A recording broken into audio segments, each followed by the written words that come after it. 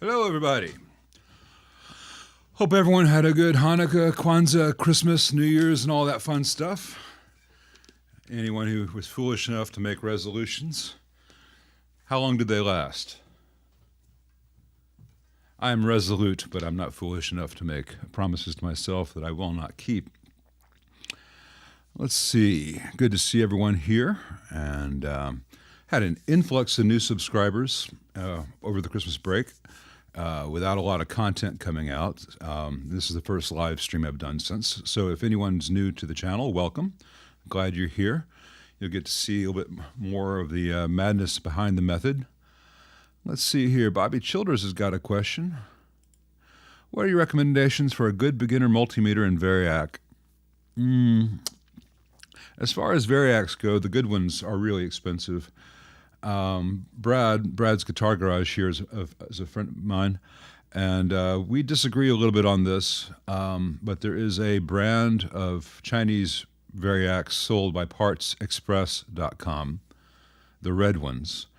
He's had some failures with them. I have not. So caveat emptor, but they're like 80, 90 bucks for a 5 amp, about 100 to 120 bucks for a 10 amp.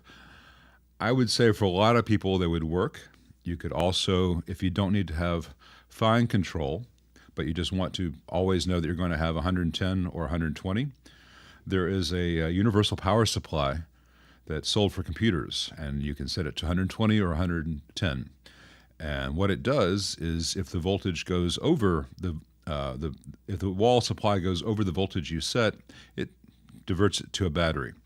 If the wall voltage drops below whatever you set, say you've set it to 120 and the wall voltage drops to 118, it makes up the difference from that battery. And for an awful lot of amps, say up to a twin, that's fine. If you've got an SVT, the current draw is too much for that. There are also options like the Brown Box, which is very good, albeit very expensive, but the trade-off for the expense is it's lightweight and portable compared to a great big honking Variac or an uninterruptible power supply. Sorry. First words of the day. So those are the options. If you're just using it to bring something up slowly, if you're doing a build or repair, look up the light bulb limiter method. And if you go that route, make sure you buy as many bulbs as you possibly can, because those incandescent bulbs that make that trick work are being phased out everywhere. They're harder and harder to find in the 150 watt and 300 watt values that we need.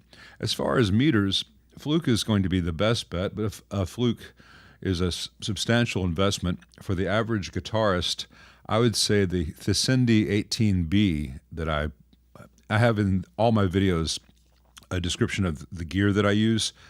You can go down into that in one of the descriptions and copy and paste that into Amazon or any other vendor you want to use. I'm not saying use Amazon, but that's an easy place to find it. It's about 20, 25 bucks, and it works pretty well. And if it dies in a year or two, you get another one. But if you're just making cables, installing guitar pickups, doing basic stuff, and it's not your full-time gig, that's a great choice. I have 3 of them. Brad's got like 7 very expensive Flukes. I would love to have a whole bunch of expensive Flukes, but I've been investing into a lot of other things. So I will be getting myself another Fluke later this year. My previous one died, and it was cheaper to get 3 of the $20 meters than 1 of the Flukes. Hope that helps. Thanks, Alan. Yeah, I did not expect that the hand-wired deluxe video would be as popular as it is. It's a whole lot of meth for a whole lot of money. Maybe that'll stop people asking every time I do one of these live streams, what do you think about the 64 hand-wired? Just, I try not to. It's a very disappointing amplifier at that price. Really at any price, the 65 reissue is a much better amp than the 64 hand-wired.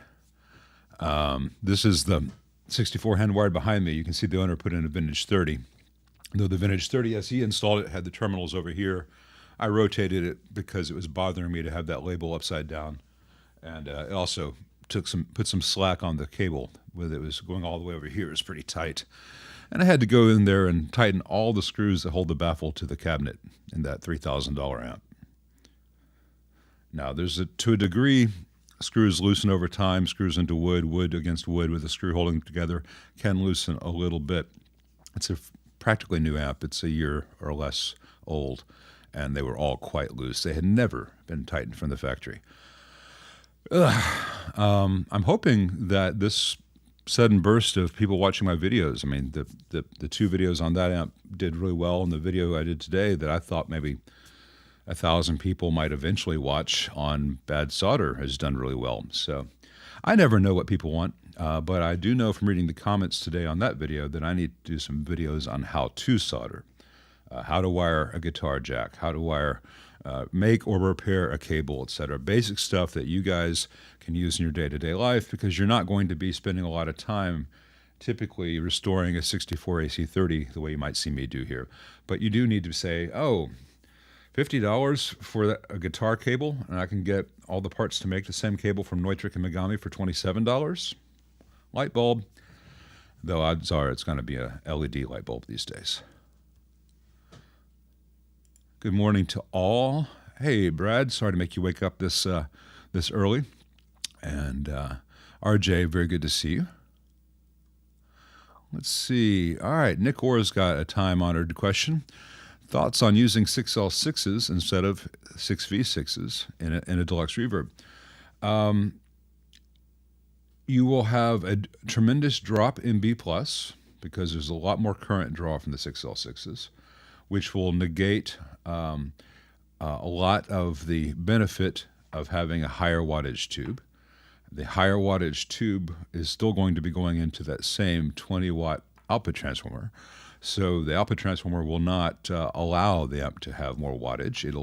It'll compress. And you may like those sounds. You may like the sound of lowered headroom overall and more saturation in the output transformer, but it's still going to be a 22-watt amp. The caveat is the heater current draw for a pair of 6L6s is exactly twice that of a pair of 6V6s. Not all power transformers can handle that increased current load. It may run very warm, in which case you're okay, but it can also run hot, which is a sign of problems. Given that it really doesn't give you much benefit, but it can cause problems, which could cost you a transformer or a pair of $100 tubes, I don't personally recommend it.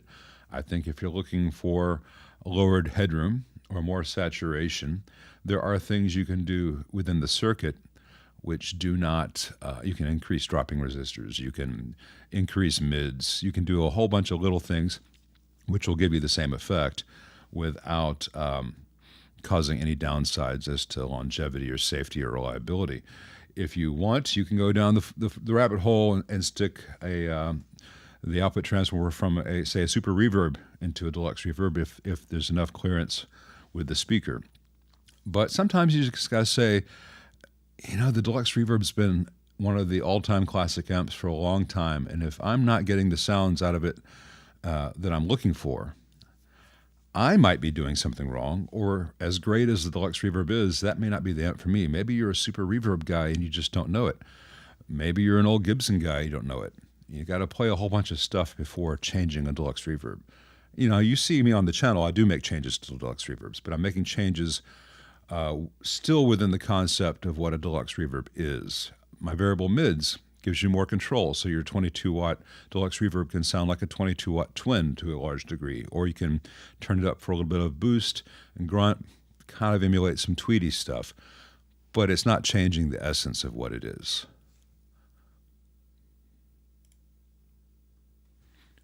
Hello, hello to everyone.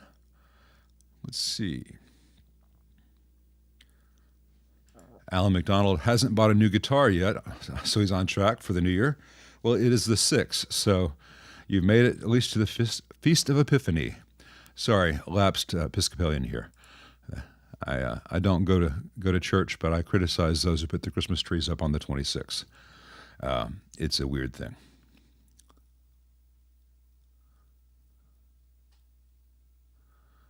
Dustin, I missed something earlier. You seem to be replying to yourself. I don't see the previous one, Dustin. He said, was was able to kind of diagnose some noise issues with the amp. Turns out the heater balance resistors were off by an order of magnitude. 5 minutes later, amp is dead silent.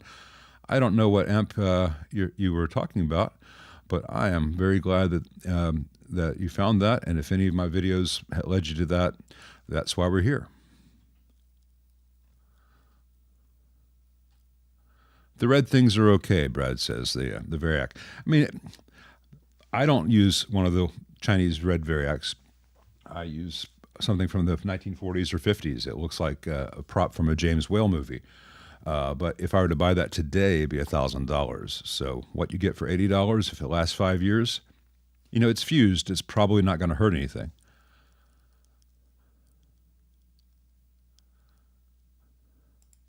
I have not seen the guy that built his own amp and built his own tubes. I would be very wary of someone building their own tubes. It's possible, I suppose, but they're very, very difficult things to build correctly. You can make something that works and be proud of it, but to really do it right, I don't know what the guy's equipment stash is. Maybe he, did this in his spare time at some job he's got where they have really high-end, crazy manufacturing standards. Just to get the glass and the vacuum right is tricky enough, but then to do the flashing and all that, there's some noxious stuff inside all that technology.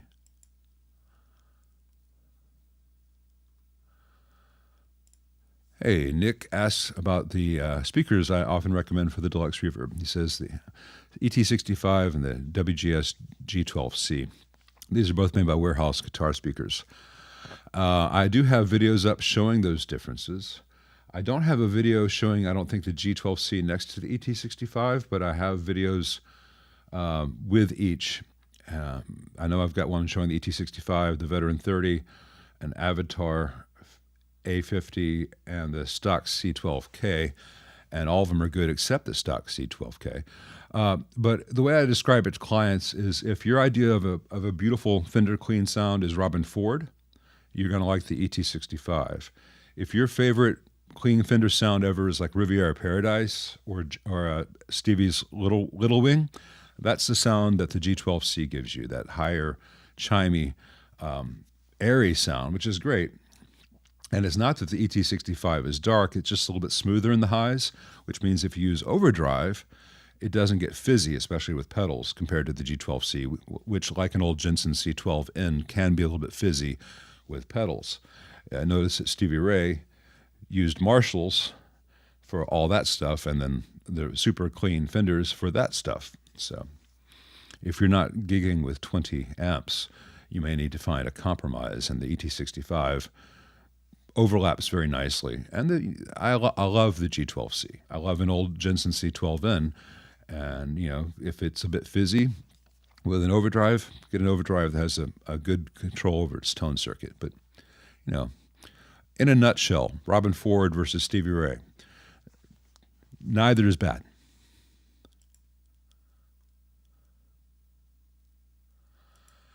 Hey, Michael, I asked about the insides of a custom 57 Tweed Deluxe. Yeah, it's okay. It doesn't have the same glaring problems that the 64 has, 64 Deluxe Reverb has, but the 57 is just okay. There are much better Tweed kits you can get out there. If you want that, for about the same price, you can get a Victoria, used or new. Find a used Victoria and be happy, and don't second guess yourself. The only real stinker of the Fender Tweeds that I've seen is the EC Tremolux. They had an Eric Clapton Tremolux.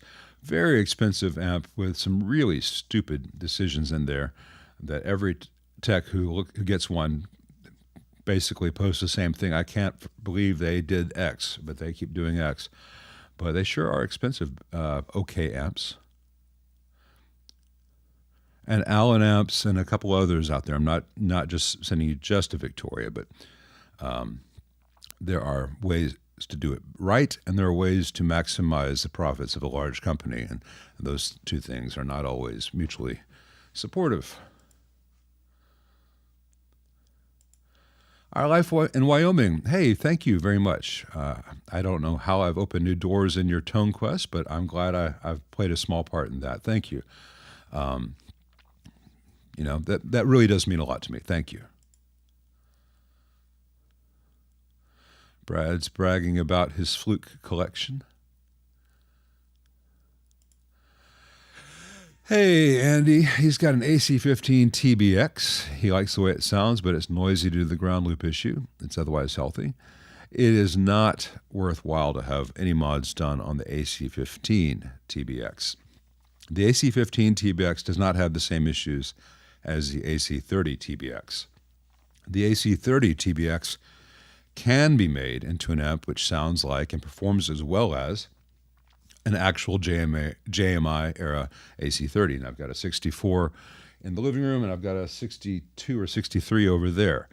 And, if you're new to the channel, when I say this does not sound like a real Vox, it's because I've restored and played many dozens of JMI AC30s. So when I compare one of the reissues to that, and I say this sounds like a Vox or this doesn't sound like a Vox, those 60s JMIs that I know intimately, the way I know a 60s Fender, the way I know a 50s Fender, or 60s, 70s, 80s Marshall.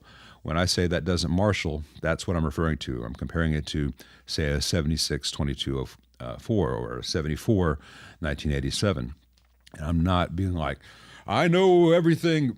Everyone's always learning. And I'm not the only guy out there who has this experience. Dave Friedman knows this stuff. John Suhr knows this stuff. Bruce Egnater knows this stuff. Andy Fuchs knows this stuff. Mitch Colby knows this stuff and more, because he's been those guys have been doing even longer than I have. So, it's not that I'm not positioning myself as the knower of everything and the ultimate expert, but I am almost accidentally in the course of my life quite an expert on these things. So anyway, back to what I was saying. The AC30 TBX can be made to sound like a real Vox. The AC15 TBX cannot. It is way different. It has a plate-driven tone stack. It has so many compromises and is very poorly built. My advice to you, and this is going to sound mean until you realize there's a silver lining for you. Those made in England, made in UK TBX amps, even the AC15s, are very highly sought after by those who hear with their eyes. Sell it to one of those people, and then buy something that sounds right, that doesn't have all the issues. If you want a Vox, I'd say sell that thing, get the Vox AC thing custom, or custom, the C1 or the C1X with the blue, and that thing is going to sound closer to a JMI out of the box. I could make it sound like an actual one, but you may like the sound as it is. It will have none of the issues of the TBX, and you'll probably pocket quite a bit of change in the process.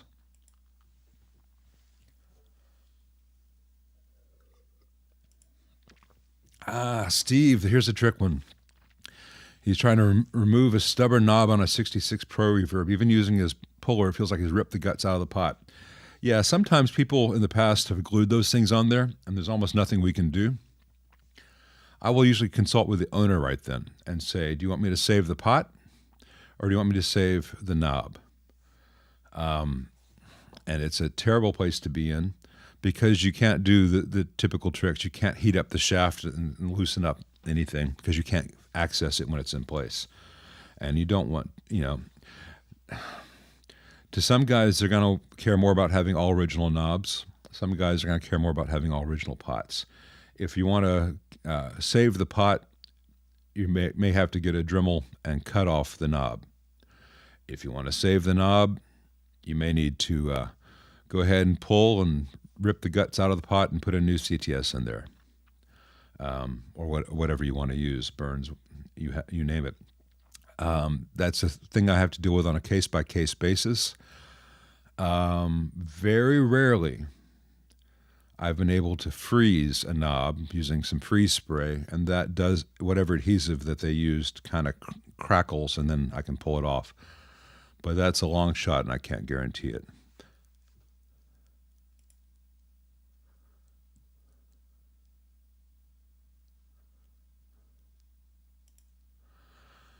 Jesse Harmon says, a Weber copper cap is a solid-state rectifier drop-in replacement for a tube rectifier.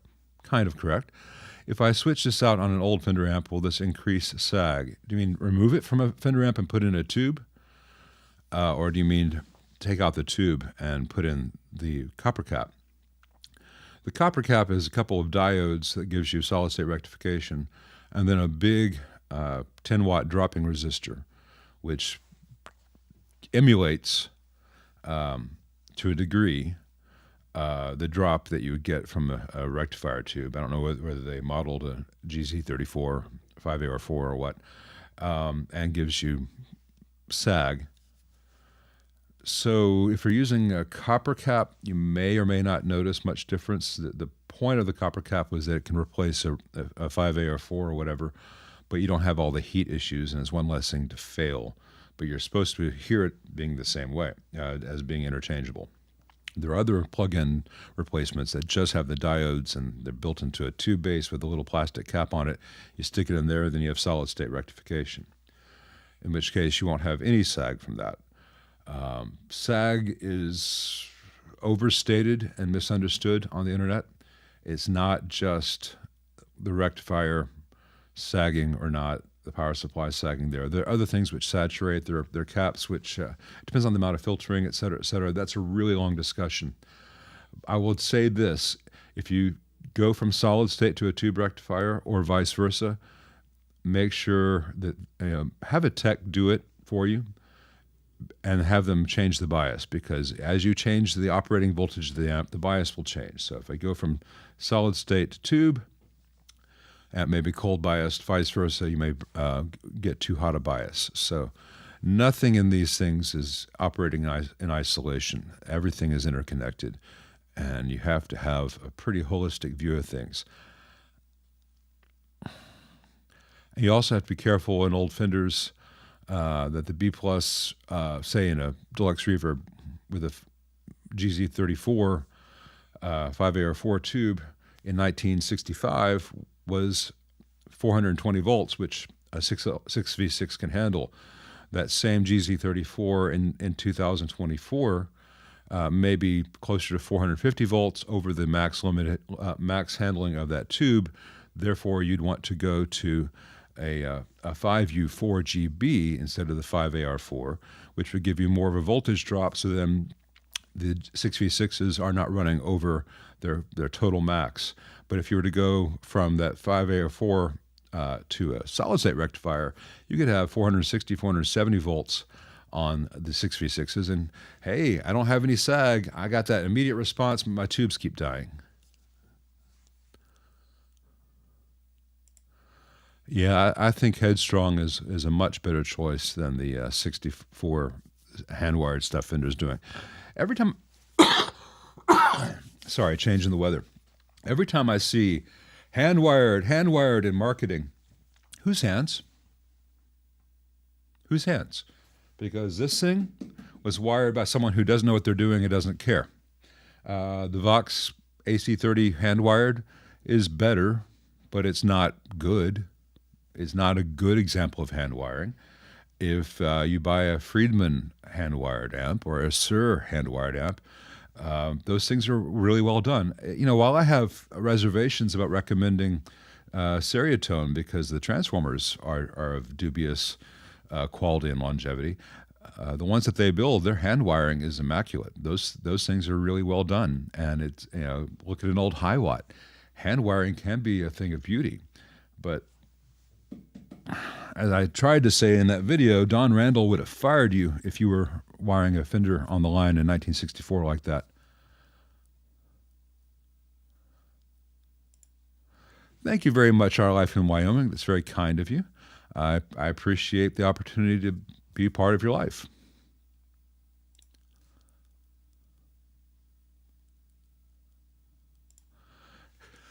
1217 Production says he just purchased a 65 Deluxe Reverb reissue. It has a master volume mod and an added mids pot. He hasn't opened the chassis, but if there are any schematics online of these mods that I can compare to. The added mids pot should be a pot, hopefully it's on the rear panel, not crammed on the front panel, that takes the place of the 6.8K mids resistor in the Deluxe Reverb. In the Deluxe Reverb, off lug 1 of the bass pot is just a 6.8K resistor going to ground. And if you remove that resistor from the board and put a pot in its place wired as a variable resistor, so you're just using lugs 1 and 2, then you have variable mids as opposed to just 6.8K. That will probably be a 10K audio taper pot if they're copying what you would find in, say, a twin reverb. It may be a 25K linear taper pot for those who want more oomph. And in some of the ones that I do, I use a 100K audio taper. So from 7 o'clock to noon, it's 10K roughly, which is what you get in an old twin. And above noon, it goes from 10K to 100K, so you can get a lot of boost and a lot of variation. But that's how a mids pot is usually done. And as far as master volume in a deluxe reverb, I don't know whether they would have done a pre-phase inverter or post-phase inverter. You'd have to open up the amp. It is arguable, and I would argue, that a deluxe reverb doesn't really need a master volume because you're not getting a ton of what's the best way to put this?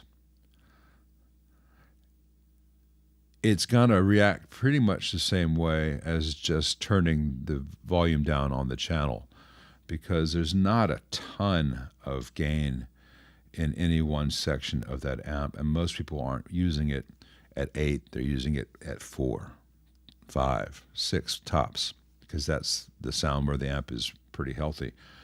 And so turning down a master volume before the phase inverter, which is what you might find in, say, a late 70s Super or Twin, is going to have much the same effect as turning down the gain on the volume. Now, the difference being in the 70s amps, those things were hissy and buzzy because of excess lead dress. So turning the master volume down right before the phase inverter on those can be nice because it hides some of the cell floor, the noise cell floor of the amp. A deluxe reverb shouldn't really have that issue. So, but if it's done well and it's transparent, you don't need to automatically change it. But unless I had a picture of your amp, I couldn't really tell you any more than that.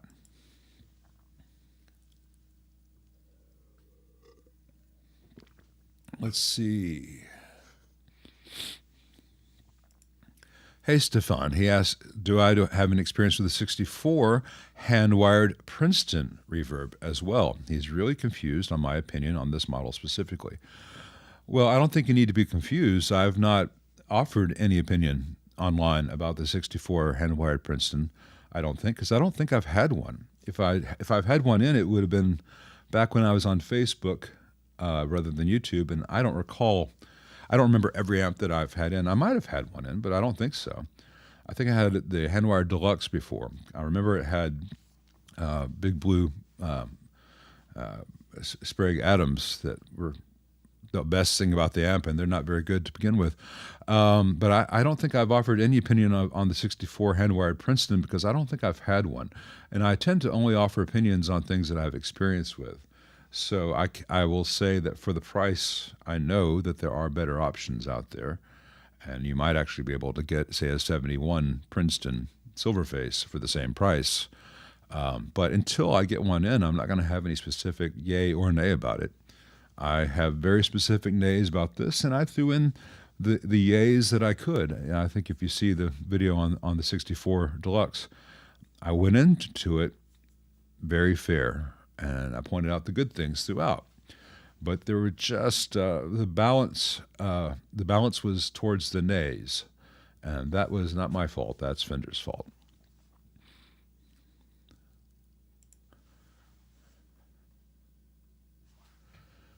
Let's see.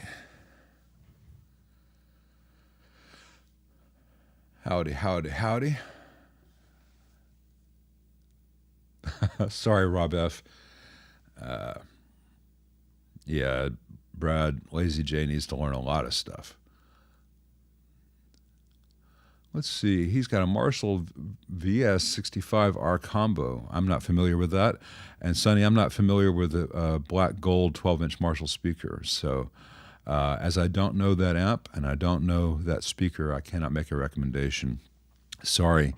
I know an awful lot of amps and had a lot of experience with a lot of models, but I've never heard of a VS65R, and I don't know that I know the black gold 12-inch Marshall speaker. Jeremiah Langston asks, is there any appreciable benefit to having the modern-day hand-wire custom shop amps? As I said earlier, it depends on the brand and depends on the hands.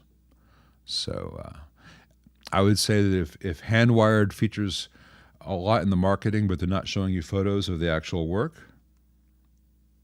that's a sign.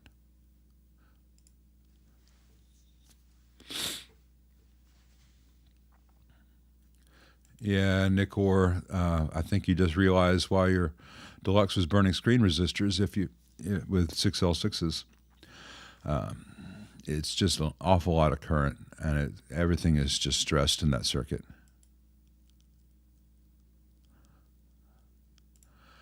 Hey, Mitch. Mitch hears a radio station through his guitar cabinet. Will an isolated power supply get rid of it? Thanks in advance. Love the channel. Thank you very much. It's possible. If nothing is plugged into the amp, do you have a radio station, or is it only when a guitar is plugged in? Or is it only when your pedal board is plugged in? There are an awful lot of sources for radio pickup. It's typically, or much more common, to find it in a pedal or some other setup that involves a ground loop, where the ground loop can actually serve as an AM antenna. Laws are notorious for this. If you do not hear a radio station with nothing plugged into your amp, so your amp's on and nothing's plugged in, and you turn it up and you don't hear a radio station, it's not the amp. If you do, it's probably beyond the scope of any reply I could give you here without having the amp in front of me, in which case you need to take it to a tech. It could be a lot of things. It could be that the ground is actually made well away from the input jack, and a good tech could add, say, a 100 nanofarad cap in series with a 47 ohm resistor from the input jack negative to ground, just to dump all the RF stuff without affecting the rest of the ground scheme. But without having the amp in front of me, I cannot speculate. And I'm not sure that those values I remembered are correct. It might be that you want 10 nanofarad, not 100. I've got it written down somewhere. I've done it in the past. But there are RFI tricks, but you need to have a tech do it. But first, make sure it is the amp, because a lot of times it'll be a wah or a loose jack on a chorus or something, and all of a sudden you have all these stray radio signals. Or ask yourself this: are you in fact a member of Spinal Tap?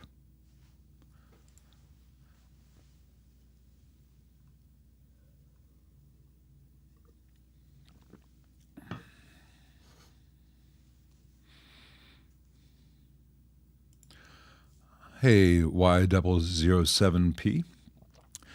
What do you think about the idea that valve amps being optimal insofar as future maintenance, etc.? I know it's problematic when the likes of modelers fail. Well, it depends on the amp. I think what you're asking is, can valve amps, tube amps for the U.S. Viewers, be reliable in the long term? Because when modelers fail, typically you just have to buy another one because they're essentially built like iPhones. It depends on the amp. I'm looking around here. Which is what I can see here. AC30 hand-wired, being repaired. When it's done, it'll last forever. Let's see, I've got a 64, 65 Super Reverb being repaired. When it's done, it'll last forever. I've got a 62 Concert, waiting to get the speakers replaced in the cabinet. That thing's going to be good for another 30 years. I've got a 64 AC10, 59 Gibson GA20T, 74 Marshall 1987, a Silvertone from 1964-65, 62 AC30, 64 AC30 in the other room, all of which are better built than this. Oh, and a lovely 66 Super Reverb right there. All of these are better built than this. All of these have been restored or are in the process of being restored. And once they're restored, they're all going to go 20, 30 years before they need any major service aside from tubes failing. if you catch me in a live stream 2-3 years from now, I probably won't be using this phone anymore. And it may not be because this phone failed, but because the newest version does so much more that I need to have the newest version rather than this. And when you get into digital modelers, that's the thing, you know. It doesn't matter if your Fractal Audio FX2 is still working. The FX3 came out, and it does all these things I need to be able to do, so that old Fractal becomes obsolete, even if it was still working. So it's not just reliability when it comes to digital stuff, but this amp is no better built than the 65 reissue in most ways. It does have the heaters and the screens off the board, which makes it more reliable in that regard, but as I've shown in many videos, I can take the 65 reissue and move the screens and the heaters off the board and direct it to the octal sockets, in which case it is infinitely more reliable than it is in stock form. And that amp is infinitely more reliable than the Hot Rod and Blues series of Fenders, the Deluxes and DeVilles, because those things burn high voltage, the low voltage supply burns the board. So there are always degrees of this, but a valve amp designed well, Vox, Gibson, Fender, Marshall, others, as I've mentioned many times, can be very reliable. But if you go by a monoprice, if you buy a Marshall Origin 20, these are landfill. They're going to be landfill. They're going to last long, have a shorter lifespan than a phone.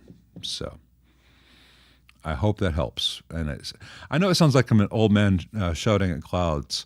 I went gray at 30. I'm actually not that old. And those clouds are assholes, man. Those fucking clouds. I've never had a tube amp.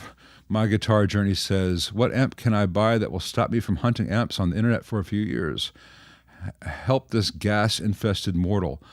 I can't answer that for you, man, because I don't know what style of music you play. If I recommended a Princeton Reverb, which is one of the all-time beloved amps that's used on infinite recordings, and you've heard it a million times in your life without knowing, but you're a Metallica guy, you're going to think that's a piece of shit. If I recommend a Friedman to you, which is one of the best hard rock amps out there, some metal guy's not going to find that it does enough X or Y or Z, and a jazz guy's going to think I just gave him a bag full of dog shit. So, you know, there's no one amp. There are amps that can satisfy an awful lot of players, but unless I know what you're looking for, I can't help you more than say, play and listen well before buying anything, and ask questions of players that you really admire. Grid stop for trem oscillator on Princeton Reverb. I'm not sure what you're asking there.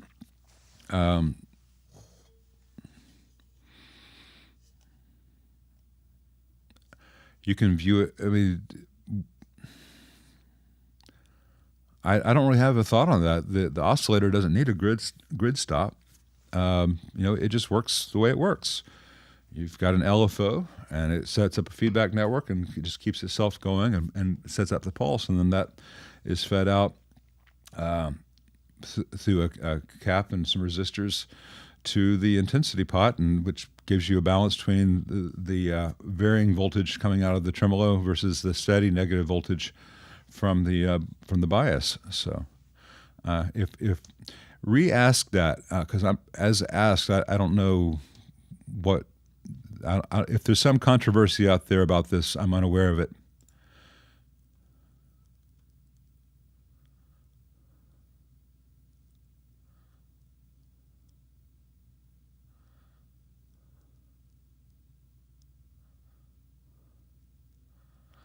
Christian, I don't think I've ever seen DC on the mains here in the United States.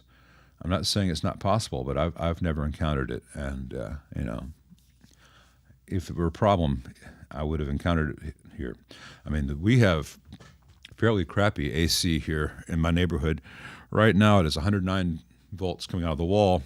In the summer, maybe 130 volts. It fluctuates all the time. It's old lines in this very old neighborhood. If DC was going to be on these mains, I would have measured it a long time ago, and I've never encountered that.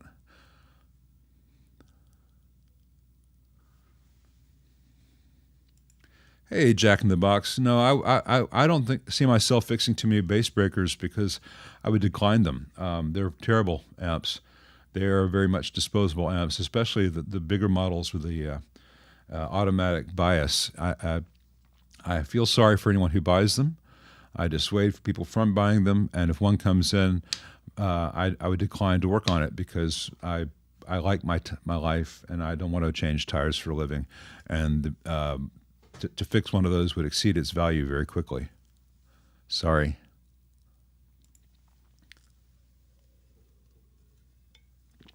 Dustin, you quieted down a 6G2, G62.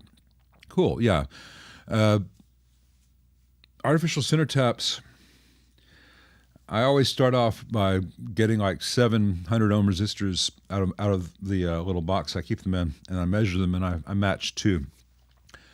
And that usually does the trick. Sometimes, as Brad showed a couple weeks ago, you need to intentionally misbalance them because the way a transformer is wound, you need to have essentially a humdinger where you don't have perfectly balanced resistance on either side.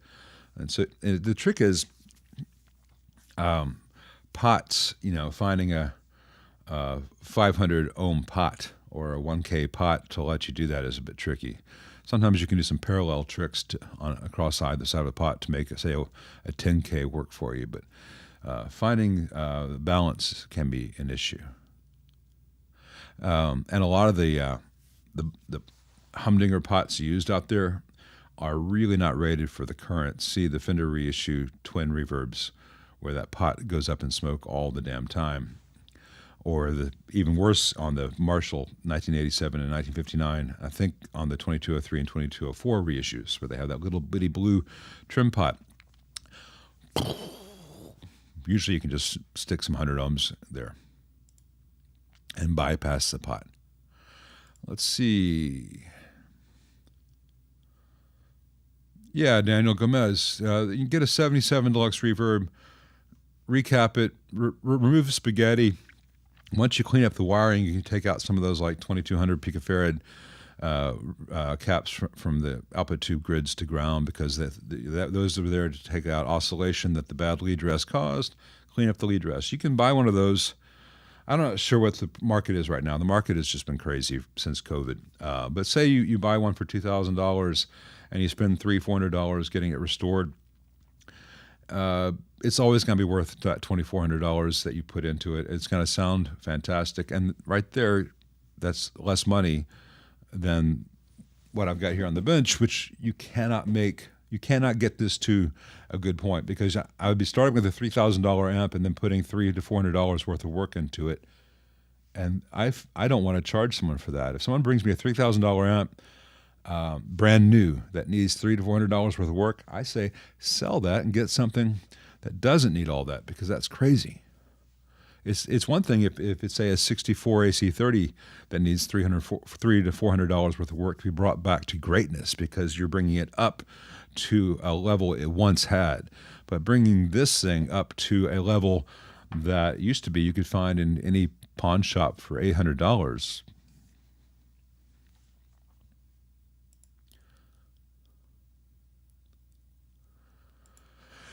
Hey, T-Pec Sounds. Yeah, I like the Larmar in an AC30 better than the stock. The stock is what's called a crossline. I always forget which type Ken Fisher called it. And I see all these guys, this is the Fisher type this, the Fisher type that. A crossline works okay. And if you're just doing a little bit of a reduction, it's fine. The taper is not very good on the crossline. And I find that it... at lower settings, it loses some interest to my ears. But the stock crossline is fine if you're just like, hey, it's a little loud, let me turn it down a bit.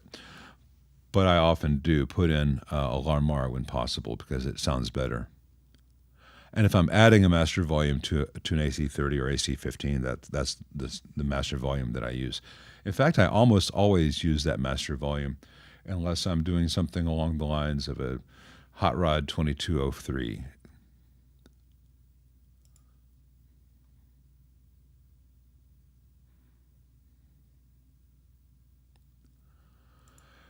John, it's a tricky thing. Why do I think Fender refuses to fix the well-documented errors in some of their amps? It wouldn't be expensive. I could be really pessimistic and say it's so that it's planned obsolescence, so it dies after conveniently just after the warranty expires, and you've been so used to equating Fender with quality that you'll then go buy another one. I find that a very cynical view, and I hope that's not the case, but I cannot think of a good reason otherwise. Now, a friend of mine, and I'm considering inviting him on technical difficulties if I can get him to do that without getting him fired, works for said company. And he's involved in amps, though I think he's more involved in the push towards the modeling end of things. And I want to talk to him about this and other things and see how much he's willing to address these things, how aware of these things he is. He may be just as frustrated as I am with it, and he can't do it because of reasons that we don't know. I certainly am not going to speak for him on here, and I'm not going to mention him by name on here because that would be a potentially crappy thing to do to him. And if he is capable of coming on technical difficulties and addressing some of these things, I think it'd be fantastic. But I'm going to reach out and see. I would like to know. It's one of those things when you look back and after the fact, you read about when a company was in turmoil and there's tension between management and design and stuff, and you can see the history of Fender, 65 and then 82 and then big changes here. And we may look back at this period and say, yeah, Fender was adrift. I don't know. Or maybe Fender was just phasing out all the old tube stuff and just letting it go until they had the Tone Master perfected. I know that from Fender's point of view, they would much prefer to have nothing but Tone Masters out there because they can control the production of that. No company at the scale of Fender or Marshall wants to be dependent on a unstable tube supply where all the tubes are coming from Russia, Slovakia, and China. No offense to Slovakia, because that is a big factor that affects your ability to predict your future and to do financial planning, and it's all out of your control. So if they could eliminate tubes as a big variable in their ability to do business, they'd love that. They'd drop tubes like that, but the Tone Masters are far from being ready for that. But that's just like my opinion, man.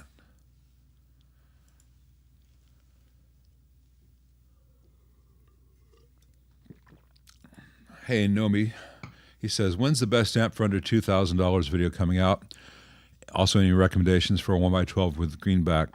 I keep planning. I keep starting to do an amps under $2,000 video, and the prices of everything keeps changing. So I'll start to do the research for it and get stuff together. And then an amp that used to be under $2,000 is now $2,500.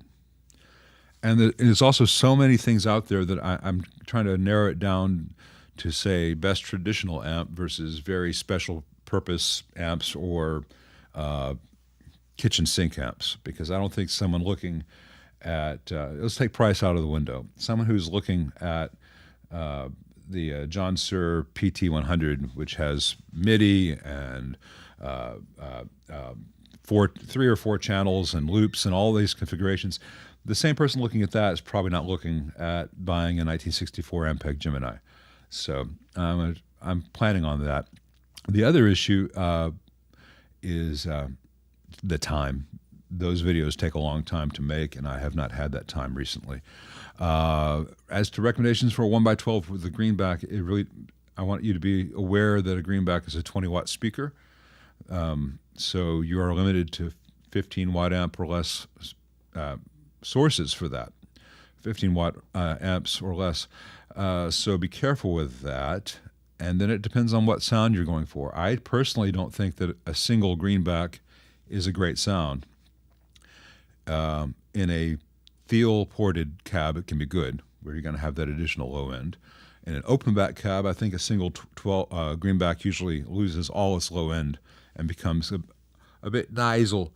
I love a greenback in a 4x12. I prefer a straight cab to a slant, but there's a lot of volume inside that. There's a lot of cubic inches in there, and so that results in a lot of low end that goes out the window, actually goes out the back in an open back cab, particularly 1x12. There are some ported Thiel designs which can eliminate that, but I'm not sure that the greenback is the best choice for that. I know most people going towards that end up usually towards the vintage 30 thing, which is also a 65-watt speaker, which can give you a lot of wiggle room.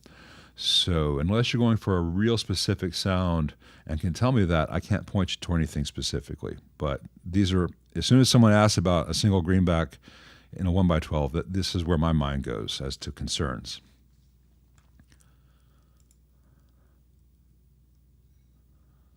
Let's see. Hey, Otto von Fledermaus. Hallo. He had a 68 Deluxe Reverb, the custom 68 custom Deluxe Reverb reissue, which is as noisy as he ever had. Yeah, they're noisy as hell. His 70s twin was dead silent, hi-fi like. Is it economically viable to silence a 68? And I don't want another twin. Yeah, in fact, I've shown you how to do it on some videos. You've got to either revert it to the 65 reissue as far as the normal and vibrato channel wiring goes. So you only have vibrato and reverb on the vibrato channel, and the normal channel has none. That plus changing the negative feedback resistor from 1.5K to 820 ohms. And the one other trick that I show in those videos about changing the grid from the volume pot on the vibrato channel to V2B, pin 7 of V2. These all eliminate those big noisy issues you're talking about. I have shown in other videos, such as the two hand-wired, like 2 weeks ago, I showed how a 68 that I gutted and rebuilt, and I showed that you can have tremolo and reverb on both channels without the noise, but you have to modify the amp. On the reissue, you can do it by adding 2 caps and 2 resistors on a terminal strip between V1 and V2. And Rob Robinette's site, maybe Brad could pop this up there for you, will have details on how to do that. What you want to do is change it to mixing the channels through AC with mix resistors rather than mixing them from DC at the plates. And if you look at the video I put up 2 days ago on this 64 custom Deluxe Reverb, they're also mixing at the plate, and it's noisy. And if you pull one tube or one tube goes out, in that video you'll see why that's also a bad idea of mixing through the plates. Let's see.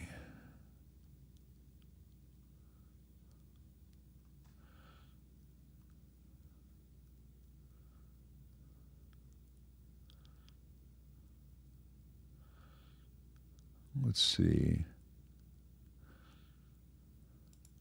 Matt says he thinks Clark builds the best tweed amps these days, but Victoria is a very close second.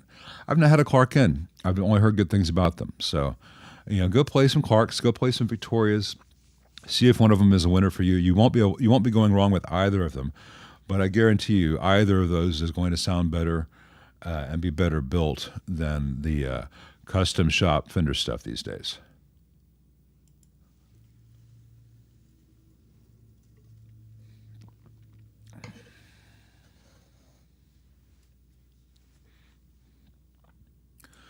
Paul Quinn says he's in the Navy, has been playing a lot of guitar while deployed. Thanks for your service, Paul.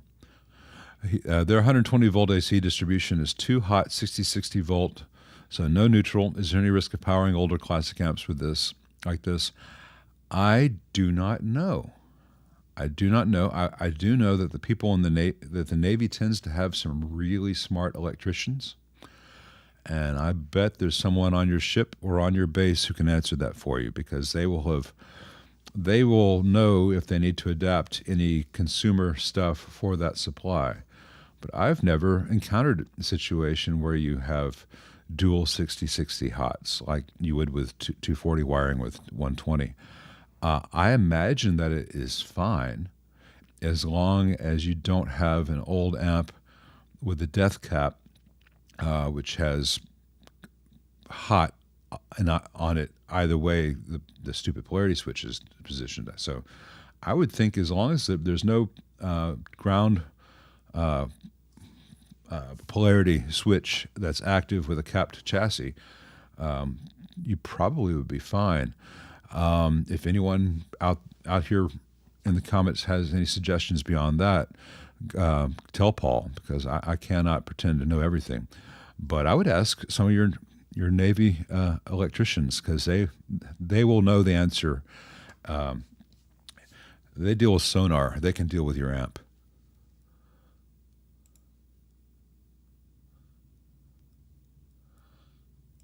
Hey, Fred, does putting an output transformer with a 248 ohm tap and a super reverb head so you can use different cabs sound like a good idea? If you want to you can mismatch to a degree with the super reverb. You can use it with a 4 ohm load as opposed to 2 ohm. I wouldn't do sustained use with the 8 ohm. And so, yeah, you can change out the transformer. If you've got a 63 through 69 super reverb, don't. If you've got a 76, 78, or a reissue, sure. Make sure if you have a 60s or 70 super reverb that you keep the old 2 ohm stock transformer so you can put it back or include it with the amp if you ever sell it.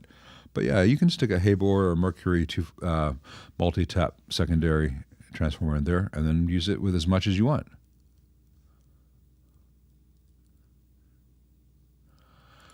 Hey, John, he looks like the 64 hand-wired was hand-wired in 75. Actually, 75 deluxe reverbs are better wired than this thing. They're not well wired, but in comparison, they're better wired. All right, we are right at the first hour, and I'm going to take first of maybe 2 intermissions. So we're going to do a 7-minute intermission for those of you who are new to the channel. Then we'll come back to Martin Reed's question about a Gooped Klon Centaur.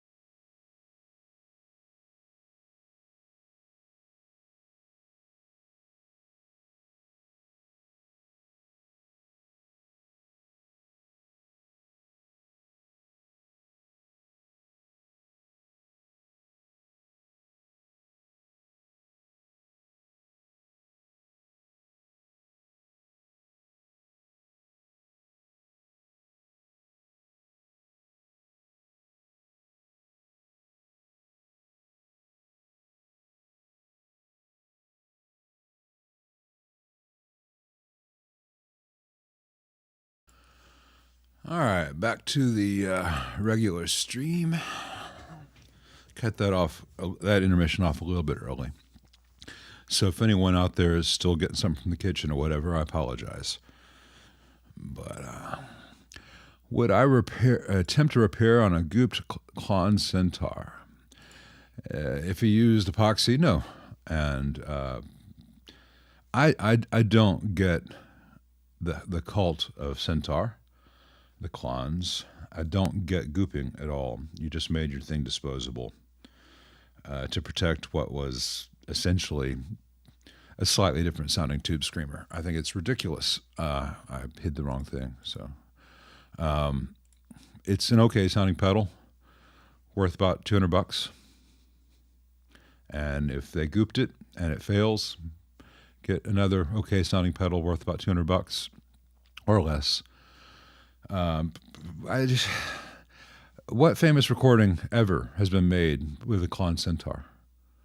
Where did you hear some unique sound that can only be done with that pedal on some record? I mean, and don't, if you say John Mayer, just don't. It's just a light overdrive pedal used as a boost into some really nice amps by some really good players, and you can get the same sound with a whole bunch of stuff. And then there's like, oh, well, this Klon was okay, but my buddy's Klon or this other Klon, there's so much variation in them. It's like how many Archer pedals are out there? And there's the Archer Gold and the Archer Silver and the Archer Unobtainium and the new limited edition Archer, and they all sound slightly different. And the Jeff Beck's was better than the others. Jeff Beck was better than the other players. I think Jeff Beck with off-the-shelf Archer pedal into a DSL 50 is going to sound better than the rest of us into his rig that he used from Blow by Blow. I think Jeff Beck would have sounded better through his old rig than he did with the Klon and the DSL 50, but he was a hot rodder. He liked new, shiny things.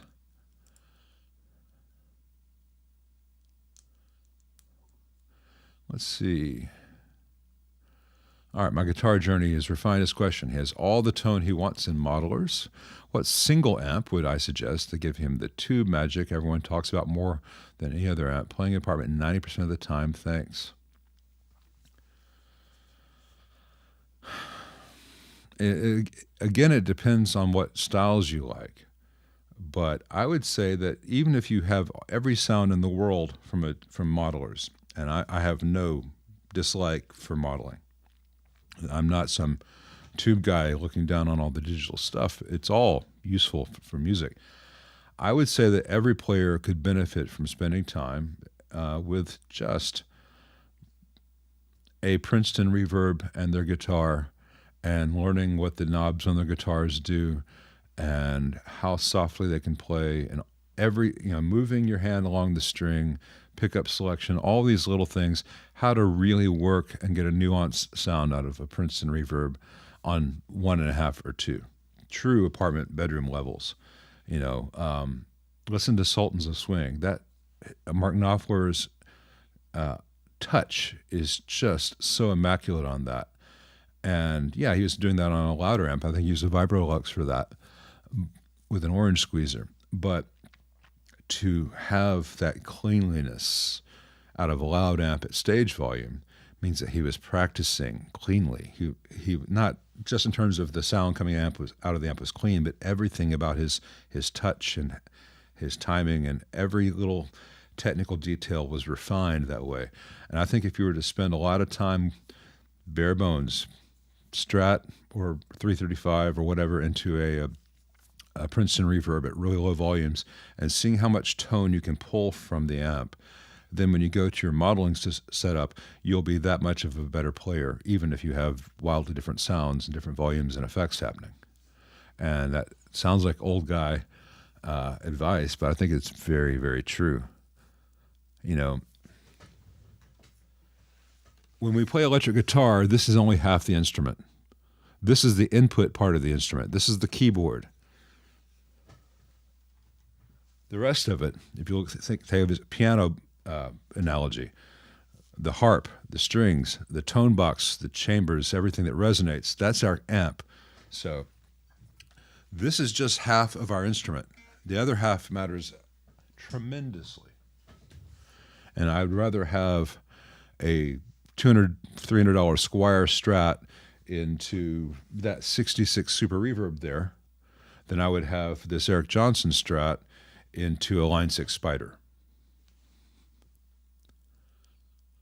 Now, this Eric Johnson Strat into the latest and greatest fractal, sky's the limit. You can do all kinds of great things, but again, spend that time with all that stuff gone, just amp, simple, good amp, and really listening will pay off. Let's see, rainy in Virginia. Well, it's rainy in Memphis too. Rainy and cold, but not as cold as it has been.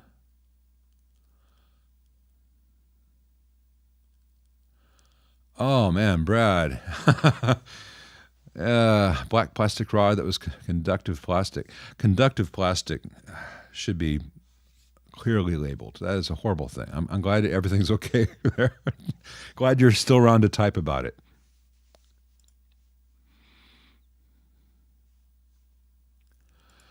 Hey, Digital Sucks. He wants to thank you very much. He's relearning guitar after taking lessons in the 70s and 80s. Would a Laney Club Super 12 combo be of good quality and reliable for home use?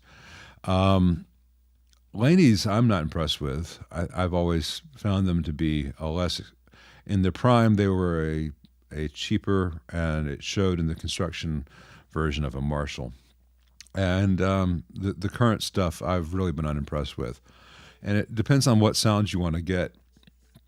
Aside from your username being Digital Sucks, for most people in your situation, learning guitar again after X amount of time, for home use, I'd recommend a Boss Katana because you can get a wide range of sounds. It's inexpensive, it's light, it sounds good. You can use headphones, you can run it into your computer if you want to record. You can bring in a drum machine through the speaker and stuff. So digital does not have to suck. But I don't know someone put in here for me to see what a Laney Cub Super 12 combo costs. Maybe I can get an idea of his price range. See my Amps Under $500 video and Amps Under $1,000 video, though, to get a sense of the scope of my probable recommendations.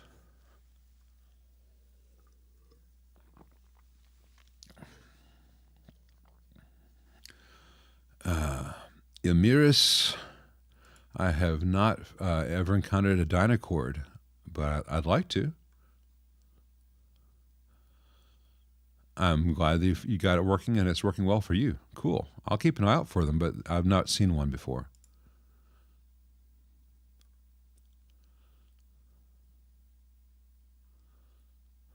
And Andy Talamontes has saved a bunch of his amps with his brown box because his wall voltage keeps going over 130 or up to 130. That's really common. Hey, DB, nice to meet you. My name is Lyle, not Kyle, but I appreciate the sentiment. And if it seems that I'm picky about that, it's because I am.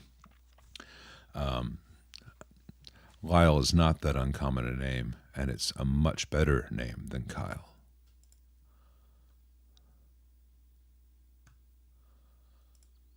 Eric Bernston says, ever seen a 600-volt orange drop cap with a pinhole in the side? Is it even possible for them to fail like that, or just a manufacturing defect? In a Mesa, go figure. Well, the surprising thing there is that a Mesa used a 600-volt orange drop, because usually they use 400 for everything, even places where there's more than 400 volts present. It's possible for them to fail that way. If you have a 600-volt cap that gets more than 600 volts, it can fail, and the side is just a fancy paint, and if there's a burn in the capacitor layer beneath that, in the wrap, it'll burn through that. But it could be a manufacturing defect where there's something that was faulty that cap could not handle, say 420 volts, even though it's supposed to be 600 volts. But yeah, it can anything that humans make can fail. But it's not that common for a 600 volt orange drop to fail.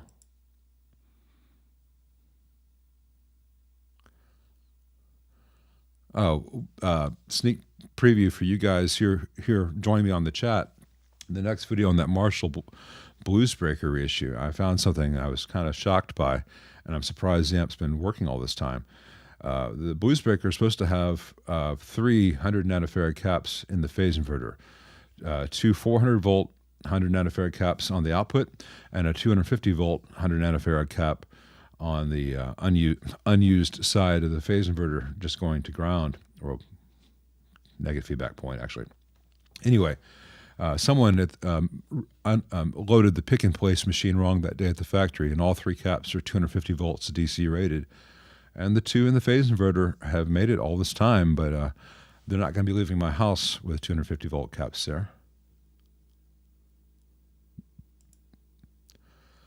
Hey, Johnny Love, I'm glad you made it. He bought a used hand-wired Vietnam AC30 head before my review is out. Would you sell it? It has a nice London power scaling mod built in. Cheers. Well, cheers back to you, Johnny. Hey, if you like the sound of the amp, it's fine. There's nothing intrinsically wrong with the hand-wired AC30s. They just don't really sound like a true AC30. They are wired so that both channels are in phase with each other. They have way too much filtering. The ceramic disc caps in there are very cheap quality and have kind of a hard sound to them. And the hand wiring is not great quality. And they've got tiny little 16 millimeter alpha pots, which, while that is a better pot than you find in a lot of amps out there, I'm looking at you, Marshall, with all your little 9 millimeter green back pots. 16 is not as good as 24 millimeter as far as the taper goes and the long-term reliability and the tactile feel. And the knobs on those things are, stock knobs on those, the push-ons are pretty crappy. They're kind of like a grayish beige rather than a pretty cream. So I think for the price, I think the hand-wired AC30 is a bit overpriced, and it doesn't give you any benefits in terms of tone or reliability compared to its much less expensive AC30 Custom. There's nothing inherently wrong with it. It is what it is. It's just not really a great example of an AC30. But if you like it and it does what you want it to do, there's nothing wrong with that. It's a good amp.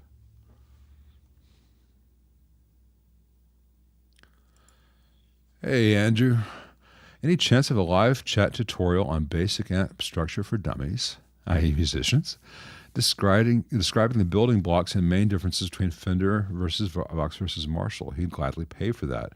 Well, if I do that, I would not charge for it.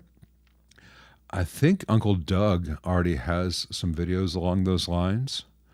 It'd be difficult for me to do that in a live chat because I'd be looking at what people are asking, and then I'd have to have a bunch of diagrams and images ready to pop up here. I might do something like that in a regular video and then do it as a premiere where I could answer people's questions in real time as the video premieres, maybe. But I think that Uncle Doug has already done a good job on much of that stuff. There's not a huge difference between Vox and Marshall schematics. And there's or some of the later Tweed Fenders and the Vox and Marshalls. In terms, if you squint your eyes, they kind of become the same thing. Though the values change, the overall circuit topology remains much the same, and the concept of what's happening remains much the same. The crucial differences are voltages, negative feedback, and the tube types used, and cathode versus fixed bias. So if you take a Marshall 1987 lead circuit and build it with cathode biased EL84s and remove the negative feedback and thence the presence, it's going to sound an awful lot like a Vox. If you take a Vox with AC EL84s and you can connect negative feedback to it, it's going to move more Marshally. If you were to then change it from cathode bias to fixed bias, it's going to go. You're going to have essentially a little Marshall sounding thing with EL84s. There are some other differences, but It's, it's going to sound reductionist, but it's almost like the difference between a Strat and a Tele. At the heart of it, they're doing almost the same thing. I mean, it's cool though, and much like a Tele versus a Strat, those little differences make all the difference. But as far as building blocks go, we'll get back to that. It's a good idea for a video. Thank you, Johnny. Hey, Greg McCann. He says, what do you think of the Dr. Z Carmen Gia? He just bought the 35th anniversary model. It seems great so far. It's a good little amp. I'm not a big fan of the Zobel network he does on the output. I think it's a little bit constricting compared to other options, but it works for him. I have never played a Carmen Gia that I loved and wanted, but neither do I hear it and say, oh, that's terrible, or it's built. I mean, it's well built. For guys who love the sound, it does that thing. I have found it. I'd rather have a Princeton myself. And that's one of the great things about this, is that there are many different flavors of ice cream in the world.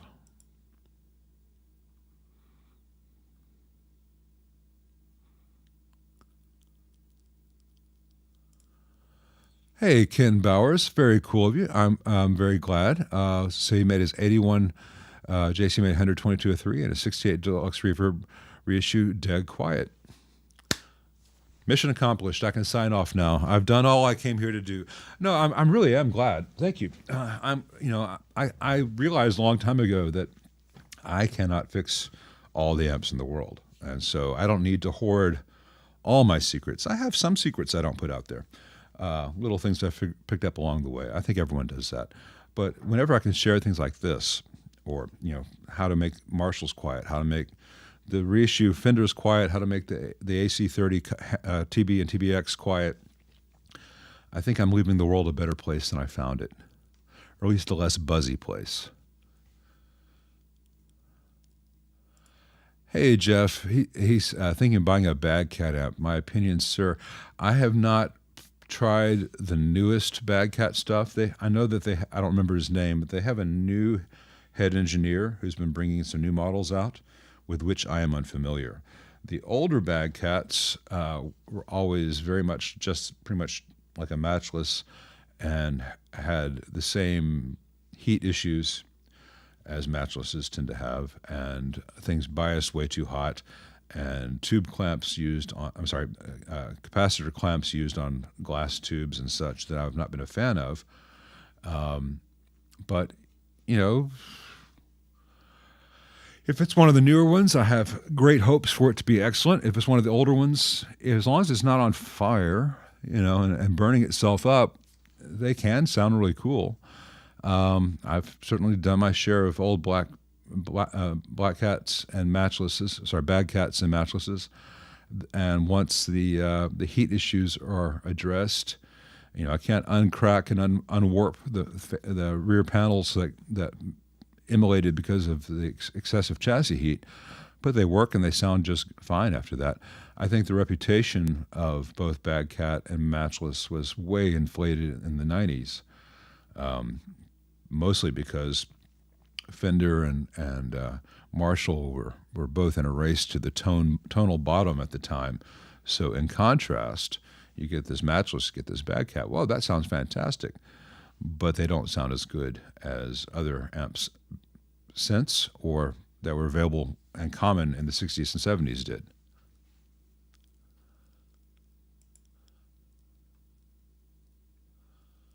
Thanks, Guitar George 55.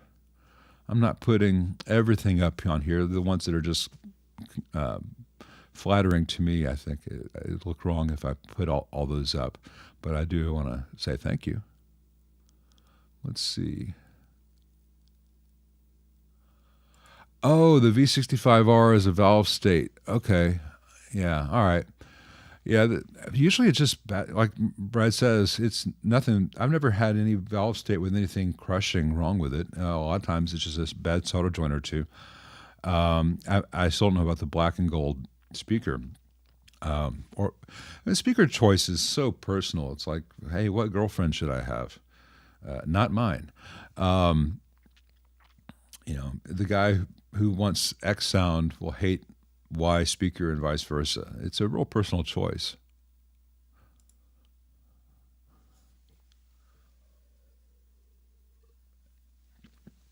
Hey, Hal, good to see you here. Yeah, I am well mic'd. Oh, and Hal, if you're still watching this, I'm always late seeing people's comments. I saw your text a minute ago. I was on the front porch. Yeah, you can bring that telly over. Sorry, I had the phone on Do Not Disturb yesterday, and I missed some stuff. Let's see. Whoa, Nick Orr. All right, he changed to 6L6 because the 6V6 tubes were burning the screen resistors. All right. That means that the voltage in the amp is too high for the screen of a 6V6 to survive, but the screen of a 6L6 is much higher and can take it. So if you prefer the sound of the 6V6s, which I do, you should put 6V6s in the amp and then address why the B plus is so high. It's probably because it's got a GZ34 and you've got like 440 to 460 volts on the plates, which means you're going to have 440 to 460 volts on the screens, which is like 100 volts over the screen rating of a 6V6, which is 350.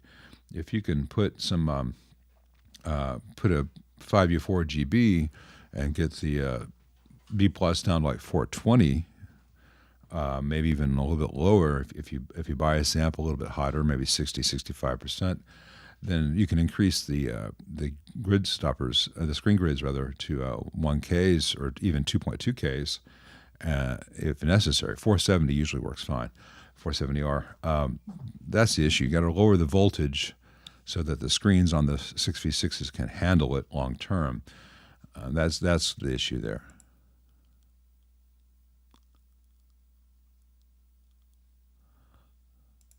Hey, Adam Stenzel. Are there any potential issues with using step-up, step-down transformers with 70s Fender power transformers when going between North America and Europe? Can they handle the mains frequency difference? They absolutely can. Those Schumachers are pretty rugged. You can use a step-up, step-down transformer. What you want to do is bias the amp with which, depending on the complexity of your setup and how many things you have under control, if you go from North America to Europe and if you can maintain the same heater voltage, then you're going to know you're okay, so, as far as bias and everything else goes. So I don't know how much control over this you're going to have, and you may have to have a heater voltage range you can measure, because you can just pull one preamp tube and measure pin 4 to pin 9 and know what the heater voltage in a particular amp is. The mains frequency is not going to be the big factor there. It does affect whether things run warmer or cooler, but those Schumachers can handle it. If you find yourself flying back and forth a lot, keep an amp, a 240 amp in Europe and a 120 here in North America, because flying amps across the ocean is going to cost more than buying a second amp to keep over there.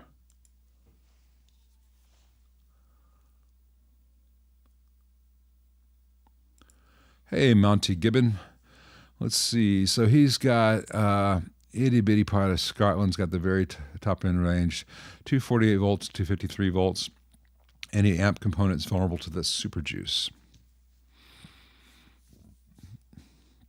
As long as the heater supply in an amp does not exceed, let's say, 6.8 volts, typically as a max you'd ever want to see, you're going to be okay on that. Some amplifiers will have a smoothing cap, or amps like the Marshall JCM 900 will have a capacitor-derived bias supply, and oftentimes they will use caps which have very optimistically rated AC capacities. Most film caps can handle DC, high voltage DC pretty easily, but they'll have a much lower AC rating. So if you have a cap that's rated for 220 volts AC and you've got 250 volts AC across it, that cap will have a short life. But you can replace it with one which can handle 400 volts AC. And it's not all amps that have that, but you'll find that in some Ampegs. You'll find that in the 900s in the that's going to be on the secondary, so it's not going to fluctuate as much. But if you see an amp that has a smoothing capacitor on the input, you want to make sure it's rated for well more than 260, 280 volts AC. Other than that, you should be okay as long as the amp is biased accordingly with the higher wall voltage. Hey, Nick, no problem. I like the AB165 preamp, though moving the plate of V3B to the supply node of V3A, and then the AA864 phase inverter and output section. That gives you the really great sounding preamp, but it gives you a much lower noise floor, a much nicer transition from clean to dirty, and a better amp. And that's the amp that Fender should have made, never did. I'm not sure what they were thinking with the AB165.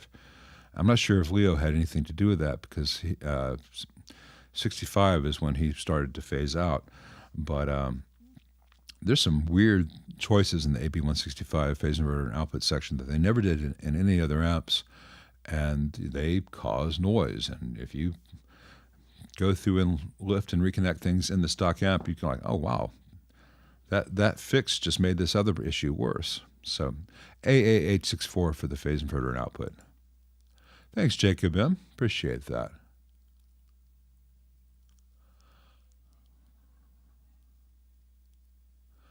Ooh, Dean Sellers, that's a tricky one. He says his son has the Runt 50 combo. What dummy load do you recommend to use the direct output for silent recording? Thanks. I would not use a straight dummy load. You want a reactive load, not just a pure resistance load. And I would contact Dave Friedman and ask what he would recommend, because he's going to already have several good answers at different price points of things that he knows he can recommend without voiding his own warranty. And I think that's a crucial protection of your and your son's investment. So if I were in that situation, I would look at the Friedman, I would look at the Sura reactive load, I would look at the Fryette power station, and I would look at the Universal Audio aux box, and I would myself steer away from the Boss Waza, though I know others who have used it to good effect. I know that on the Waza, if you hit one of the switches while it's in use, bad things can happen. But I have not used that. But send an email to Dave Friedman at Friedman Amps, and he will give you the right answer for that.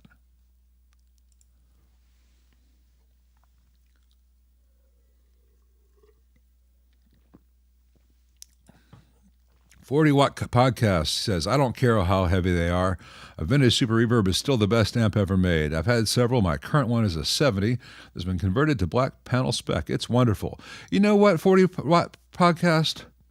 Well, I don't believe that there's any one best amp ever made.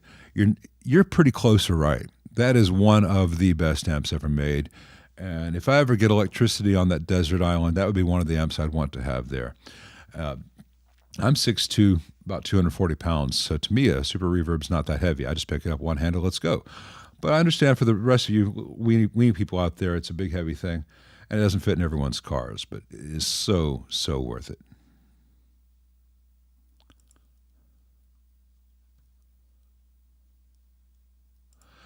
Jan Erickson has a short question. Is this Deluxe Reverb 65 reissue a better amp than the Deluxe 64 hand-wired?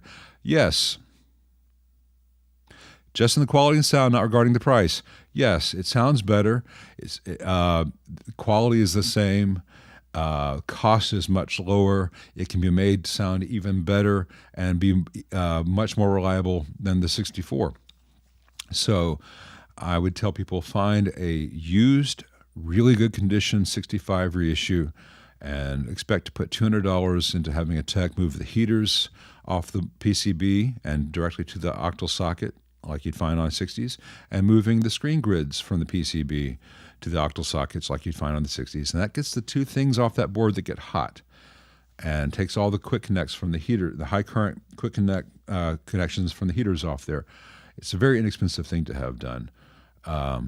It's a really good sounding amp. Check out the video I put up a couple months back of a guy playing his modded 68 reissue deluxe reverbs. Maybe Brad or someone could stick a link in the comments here. He came over. I rebuilt 268 customs for him. I didn't gut them and rebuild them. I just undid the stupid things and did these reliability tweaks. And he has ET65s in each, and it sounded great. And I'm a guy who typically has black panel and early silver panel deluxe reverbs here for comparison. It held its own with the 65 that was here at the same time. It's a really good sounding amp. Just needs a little bit of help. So I'm not a huge fan of giving funding Fender's continued backhanding of their client base. So if you can find a used Met 65 reissue, that is a hell of a buy and can be made into a hell of an amp.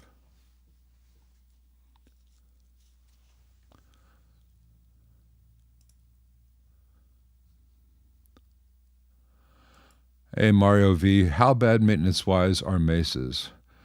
Oh, they're garbage. They're junk. I've got lots of videos up there on the channel on this. It's not that I want to fight with Mesa or that I think it's important to have enemies or some YouTube shtick. It's just they're just bullshit. They're noisy.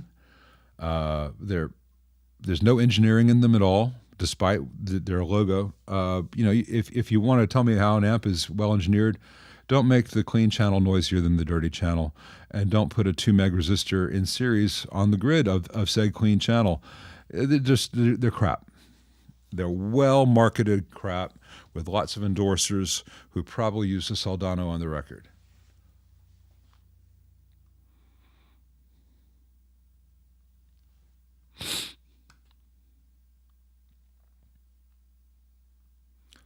Let's see.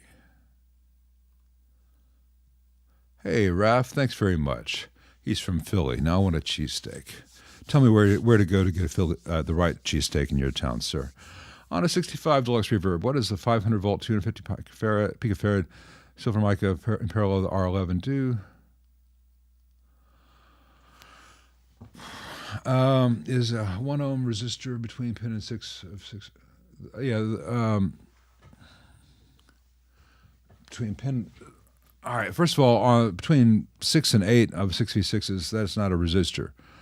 That is. Hopefully, no one's put a 1 ohm resistor between pin 6 and 8. Pin 6 is the screen. Oh, I see what they're doing. What? Pin 6. I guess pin 6 isn't used.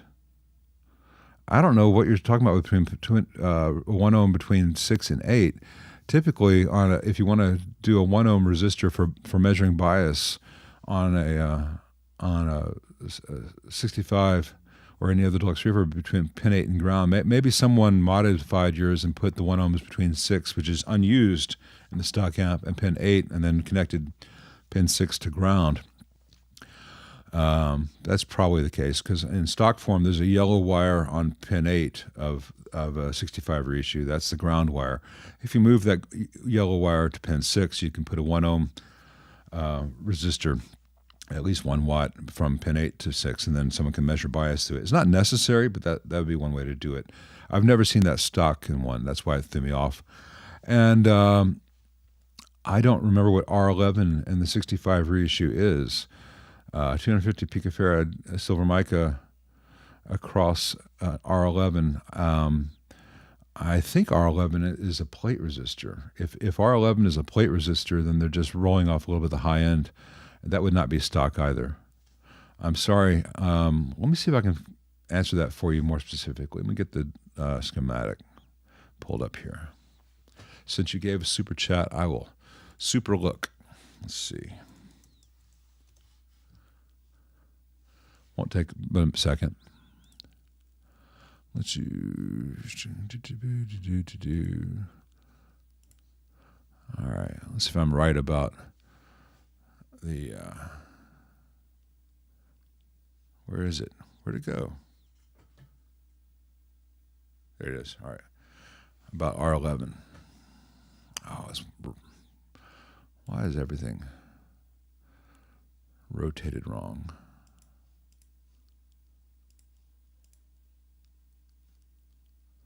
Damn it.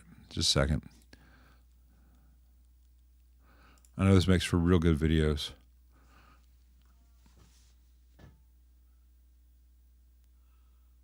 Where's R11 in this thing? That's not a deluxe reverb. What do I click on? Oh, shit. Okay.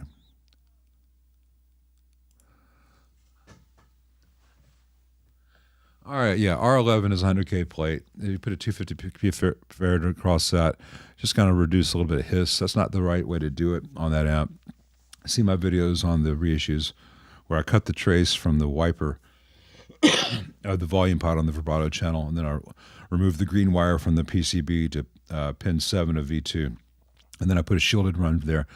That's going to achieve the same thing better, but it doesn't hurt to put a 250 picofarad across that plate, but it's not necessary, and it can stress out the connections on the board for that PCB-mounted resistor to heat up that stuff to add that cap on it. So someone's been in your amp and modded it. It sounds like they did no harm, really, but it's not. Neither of those things are in the stock amp. Hey, Christopher Butler, glad you made it. Hey, Jason Hobbs. He's got 367 black panel fenders. He's got Deluxe, Super, and Vibrolux. Are these three essentially the same as the 65 and 66s? No changes from 64 to 67, other than sometimes the color of cloth-covered wire changed. I've seen a lot of black wire in 65 and not other years. And some years had a really pretty nickel-plated chassis. Other years did not. Sometimes you'd find amps in those periods where they'd be out of a particular cap and they'd put in some tropical fish. Sometimes the tropical fish would be parallel to make up stuff. You know, they were just keeping production going while they weren't going to wait to get the right part in. But in general, there are no changes from 64 to late 67. 68s have got a few little changes creeping in. 69s, someone bought a whole bunch of, looks like surplus telephone wire. And so all of a sudden you get a whole bunch of amps with really, really thin wire everywhere and wire nuts on the input jack connections.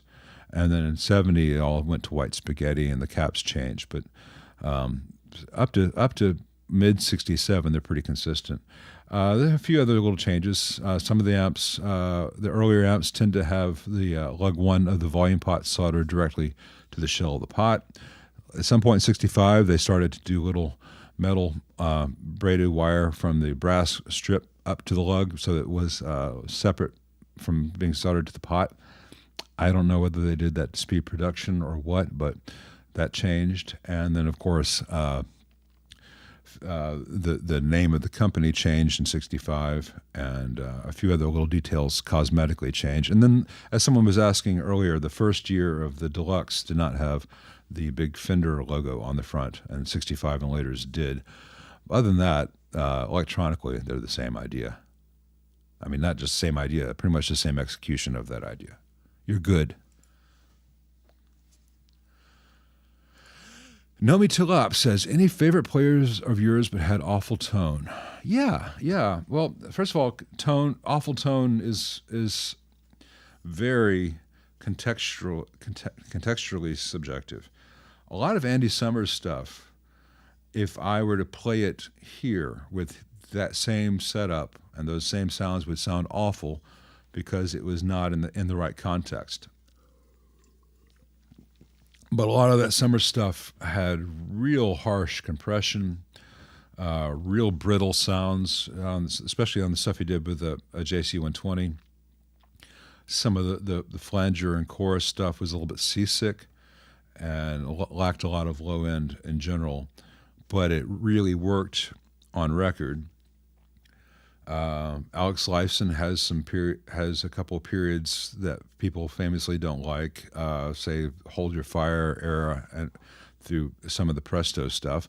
I kind of like that stuff, but I wouldn't want to have it be my dominant sound, and it's really the sound of a active pickup with too much compression and too much spatial enhancer stuff. But it worked for its time. I like it better than the stuff he did later with Vapor Trails and After, where it's all compressed and squashed and indistinct.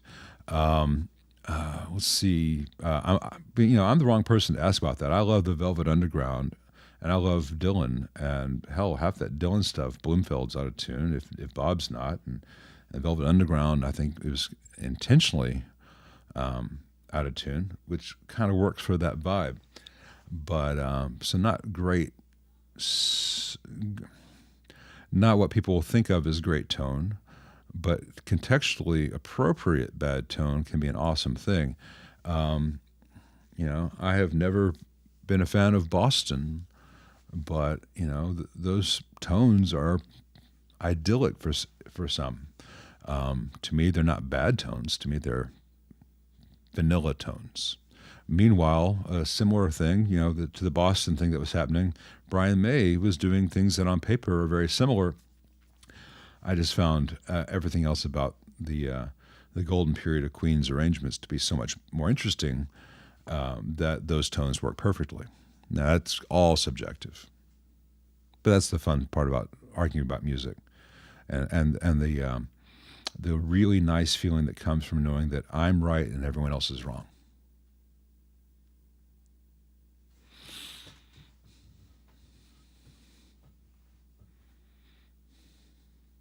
Curtis Everett says, have you ever pulled a small cap and then when you go to install the new one, there is no trace of a trace? That can happen if you're running either your iron's too hot or too cold. If your iron's too hot, little traces and pads can vaporize. If your iron's too cold, you have to leave it on there long enough to heat things up. At that point, things vaporize. That doesn't happen to me very often these days. I'm very conscious of it, and when I'm working on an amp that I've not worked on before, I'll do a little test stuff to make sure I have the right temperature iron. I find that when I'm trying to remove lead-free, I want to go up to about 750 Fahrenheit and work really fast. And then when I put fresh stuff in, I'll go to 650 to 700, but still working quickly. You don't want to overheat. But there's some amps, again, Mesas, with those tiny little pads that are barely even pads.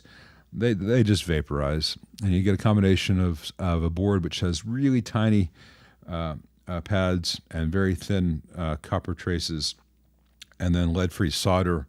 And then if they are really cruel, they won't use thermal pads for any grounds. It's all part of a ground plane. It's almost a guaranteed failure at that point. Hey, old guy. Good to see you here. Brandon Heffer, I have no thoughts on the Benson Monarch. I had one Benson in once. It was pretty good.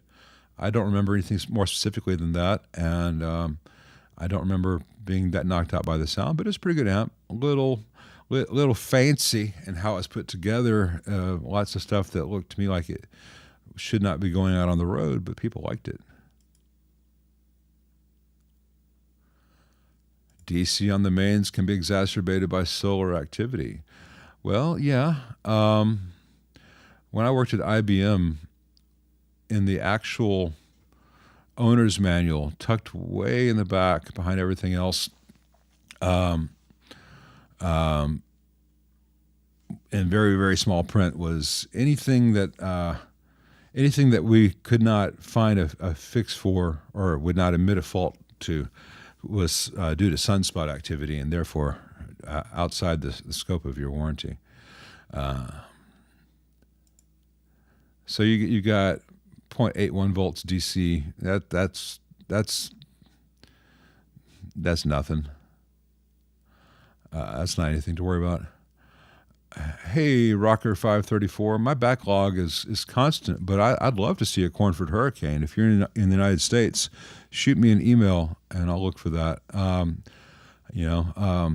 If I wait till I don't have any backlog, people will never be able to send me stuff in. But I am letting things in of interest. That's why you might have noticed, aside from the 64 hand-wired was of interest to the channel, but you've noticed, you will see very few Blues Juniors in coming days and coming months, but many more vintage Marshalls and Fenders and Voxes and higher-end things. So I would love to have a Cornford, and I've heard wonderful things about them. I've never played one in person, let alone been inside one.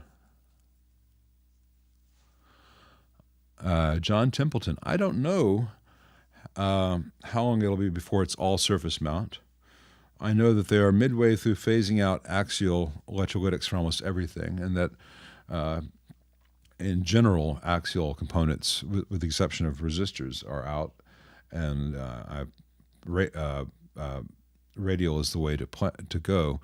I think surface mount for what we do may take a good while longer. I hope I'm right in that, because I hate working on surface mount stuff. It just doesn't hold up to the heat that's present in a guitar amp very well. This is not about liking old tubular shaped things that go into holes, or finding it difficult to work on, though it is harder to see. I can work on surface mount stuff. It's just that surface mount stuff, especially with lead-free solder, does not like heat and vibration. And what do you get when you have a guitar amp?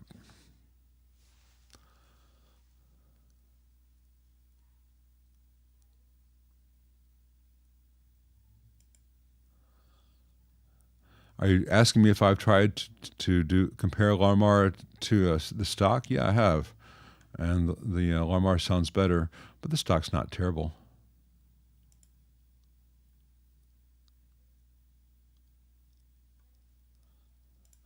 Hey, VGS.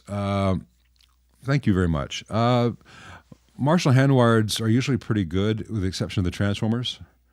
The transformers that they use are the same transformers they use for everything. Sometimes they get a prettier bell cover put on it.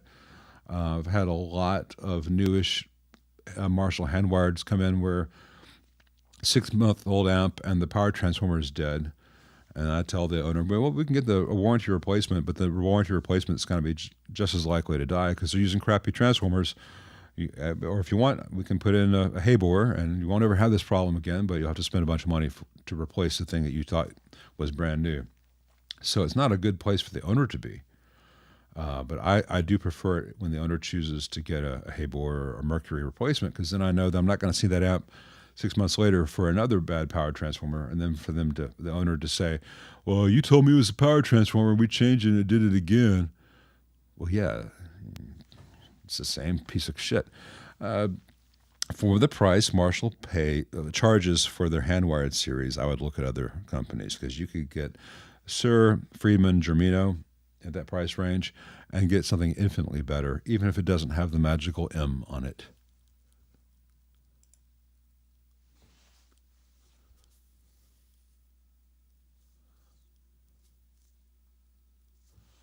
Let's see. JJ Grew, I'm not a big fan of carbon amps. They were cheaply made, and that's one of the big selling points of them. And as a result, they tend not to last. Now, I've not had all carbon models in. I know Vi had his signature line. I think they probably put a little more time into that, but I've not had one in. In general, I don't like Carvins. They're cheaper than PV, and that says a lot.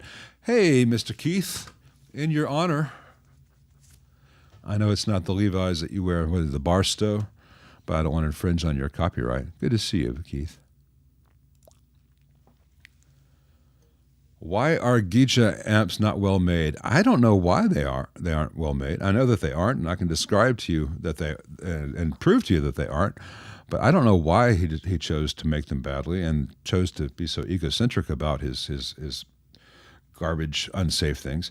But I'll give you a hint about Geishas. When you have a stack of great big blue Sprague Atom caps, and they're all in series with each other, and they don't have balanced resistors across them, and the midpoint of the series caps where you have like 300, 400 volts DC, because those things have a massive quantity of B plus because they're high wattage Class A things, single-ended things, and the gap between the junction of the series caps is about a 1/16 of an inch or less away from the metal shell of the chassis, and everything is glued together. And if the glue on the bottom breaks and the whole thing starts moving around and then touching the chassis, know how I know that? Guess what happens? Bad things. And then you have this big stack of pyramid of caps, most of which are dented, by the way. And the cap that fails is on the bottom. You've got to disconnect the entire pyramid to get to the one on the bottom that failed. And then you're like, well, do I rebuild this nightmare of an illegal safety hazard? They're garbage. It's just every bad idea taken to the nth degree. More of it, louder, higher voltage, louder, and worse. And then at the end of it, you get a noisy amp that doesn't sound very good. And people are like, well, Sean Lane used it. I knew Sean Lane. He was a great guy. He would use anything people sent him, a few times at least. I think the only thing he played that he really loved, besides his guitars or the Vigier or whatever they were, was that weird amp he used. What was a Mississippi something? Holmes, the Holmes thing. He loved that thing. And people were sending him all kinds of stuff, and they sat in his room. Endorsements aren't everything.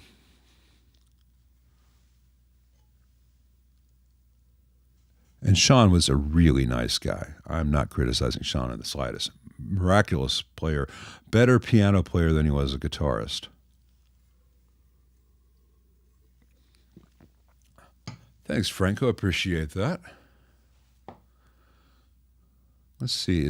Franco wants to know, is there any vintage solid-state amp which I would recommend for a clean Fender Blackface-like sound? I'm asking for a non-digital amp, as I had a Fender Super Champ which was unrepairable. Yeah, the XD Fenders are extremely unrepairable. There are some of the solid-state Fenders from the late 80s and 90s, and I don't recall all the models. Like the Stage 185 was in that line, but they had some louder ones. Those are actually pretty well-built Class A, B, simple solid-state amps that can sound pretty good. They don't have the same sound as a tube amp, but they sound pretty good. And PV had some. I think some of the PV trans tubes from the 90s would be worth looking into, but I don't know specific model numbers to tell you. I would also say look at the with the caveat that they're not exceptionally well made, but they may last just fine for you. Was it Sans amps? The Sans amp amps are really, they sound quite nice if the sound does what you want. There are other vintage things you could look at, say like a PV Mace, but some of them are solid state, some of them are hybrid, but they're extraordinarily heavy, and some of the stuff that was used in those 70s hybrids, it's really hard to find parts for when they do fail. JC120s and 60s and all the other jazz choruses, I would say no. Their time has passed. They're limited in they only do one sound well, and they only do that sound up to a certain level. Beyond that, it gets really squashed. They have no headroom. The overdrive's terrible. They're really noisy. They're extremely heavy for what they are. The speakers are not very good at all, and the reverb's okay, but the chorus was amazing. If it's 1978, that's the best thing you've ever heard. But you don't have fine control over rate and depth and all that stuff and speed. I think there are better options. Seriously, if I were looking for a clean Fender Blackface sound and I wanted solid state, I might go to the Boss Katana. It's inexpensive, it's lightweight, it sounds pretty damn good. For that kind of thing, it's gonna be a musical tool. But if you want to avoid any digital stuff, maybe 90s Fender or 90s Fender PV trans tube stuff.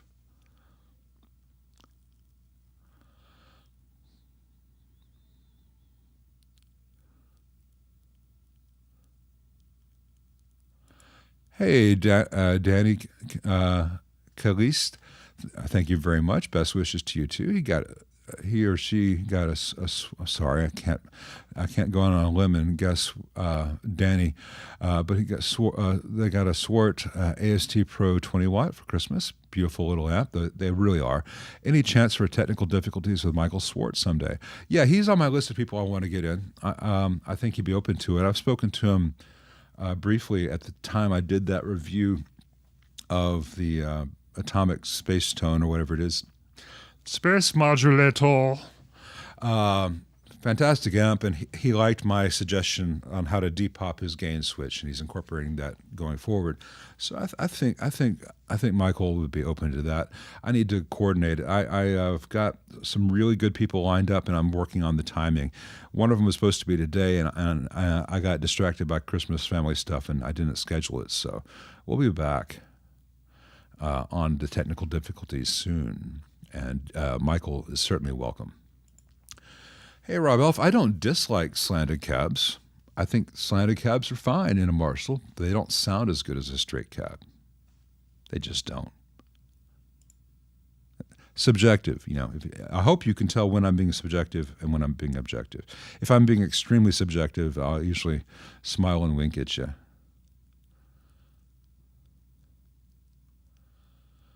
Let's see. Yeah, I'm way behind the chat. I always am. It's because I try to actually answer people's questions.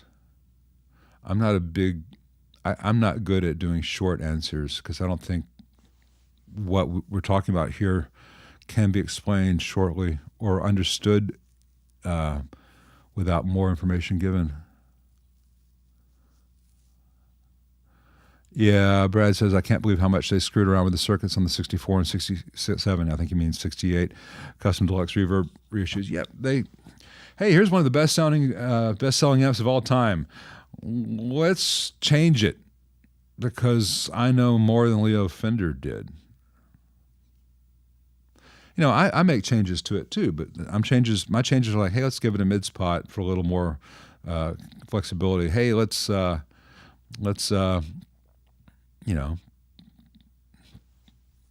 subtle things. Let's take out the bright cap that pro players don't tend to like. That's not changing what a deluxe reverb is. Let's see.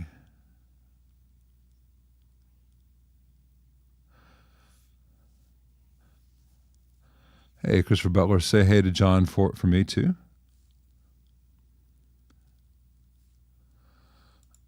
Chris Pilcha guitar, he says he's got a Mesa Mark IV that made it sound like pulling the cable out of the guitar and suddenly produced a burning plastic smell, not like normal electronic smell.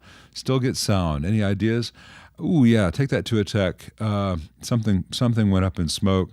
There are a lot of things in a Mark IV that could cause that. And I can't tell you from here what those are. But some of them with continued use after that point would add zeros to the end of your repair bill. So right now you probably got 1 or 2 zeros at the end of the repair bill. Stop. Take it to a tech. Don't add any more zeros than 2. If you have 2 zeros at the end of your repair bill, you're already as much as you want to go. Bias things go south in those. Those 400 volt caps on the output of the phase inverter kill their bias supplies. Once it happens, it starts a chain reaction, really bad things.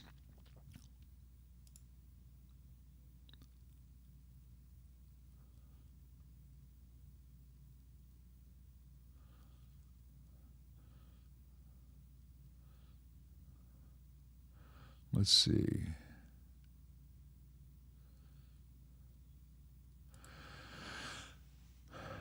ACID 1999 has 2 questions concerning different amp heads. First is opinions on needed changes to the Marshall DSL 20 HR. I'm not a big fan of the DSL 20. The 40 is good. The 40 CR and 40R are good. The DSL 20, it's not going to it cannot sound as good.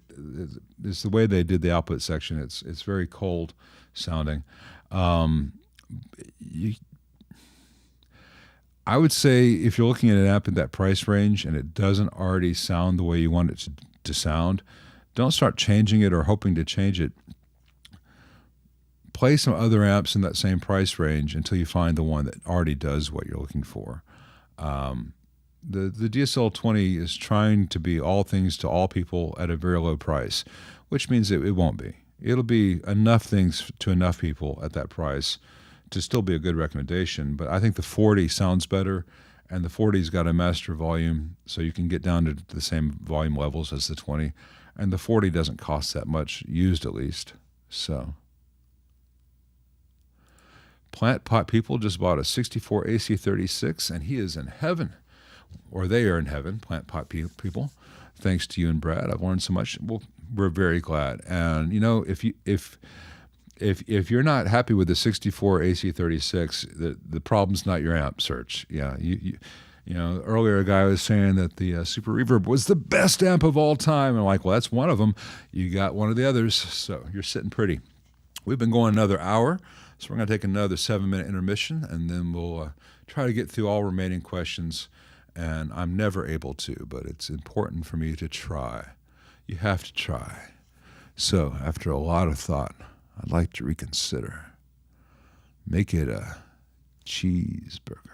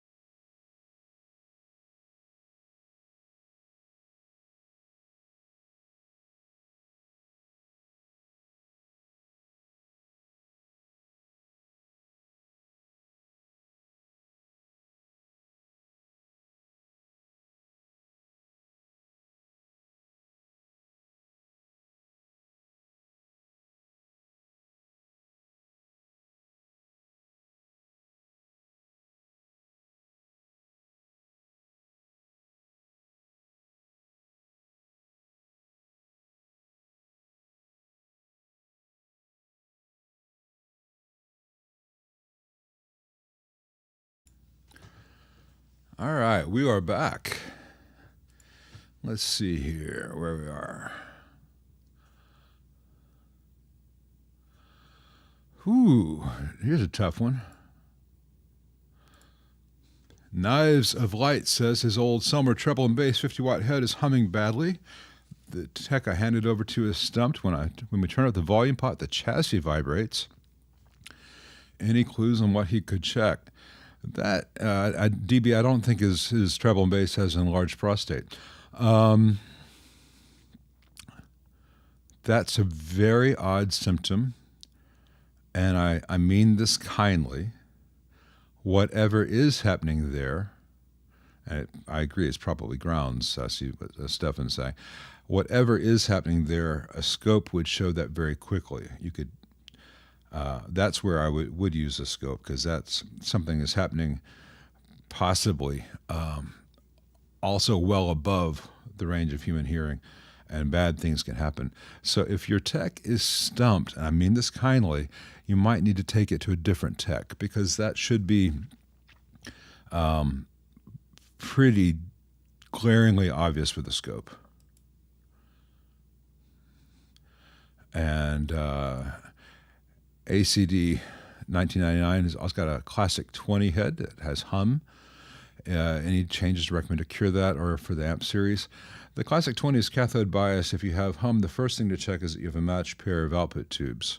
If those are mismatched, you will not get common mode cancellation, and you will have hum. The other thing is that's an amp from the 90s probably could be time to have the electrolytic caps changed.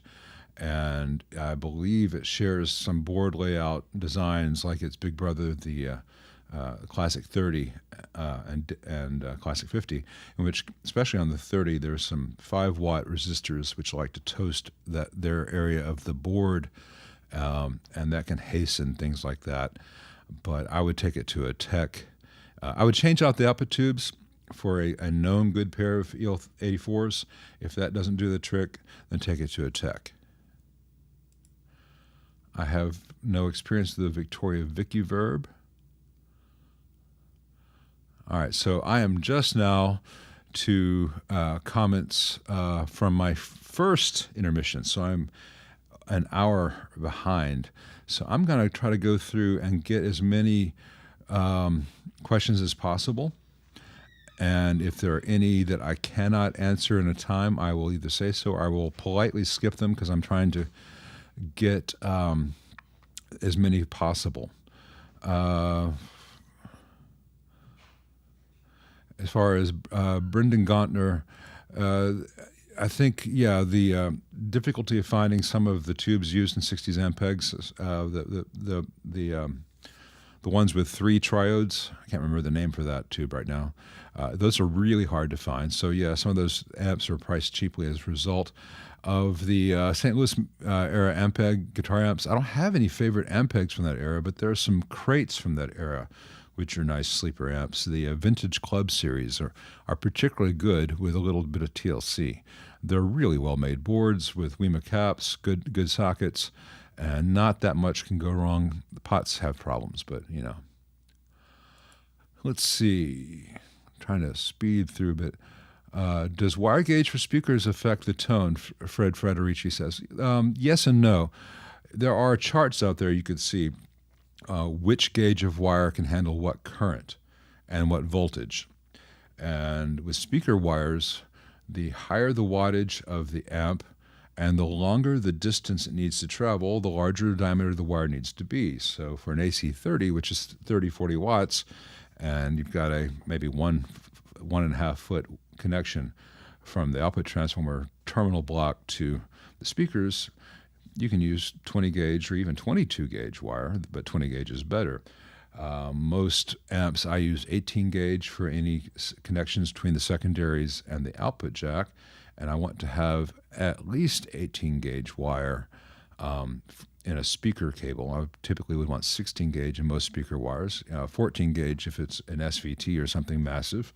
And if I were doing like a Crown Macrotech that was powering a big PA where the stuff is flown, several hundred feet away, I would use even more massive stuff still. But, it depends on the length and wattage. Uh, as long as the gauge chosen is sufficient for the wattage and the distance, you're fine. People will talk about skin effect and all that kind of stuff, and maybe if you're setting up a mastering studio that comes into play, but not really most things that we're going to be dealing with guitar amps and bass amps and such. The other thing people need to remember is that every connector is a potential bottleneck. So don't spend money on 12 gauge cables to go from your Marshall head to your 4x12, which is 2 feet, a 2 foot total distance, because that 12 gauge won't fit into the connections on the plugs. 18 gauge is more than fine for that.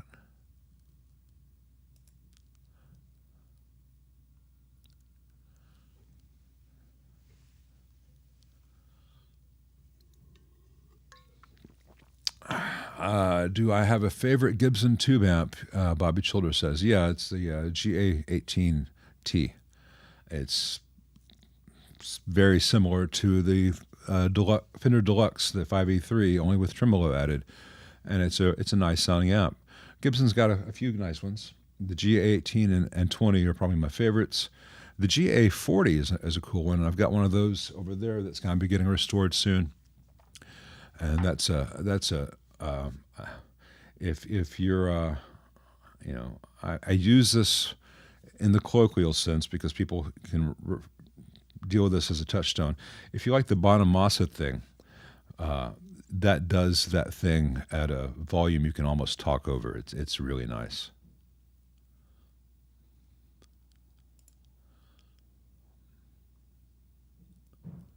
Let's see. I don't have any clone kit recommendations. Let's see. Yeah, psychiatrists are sometimes more useful than schematics, Brad.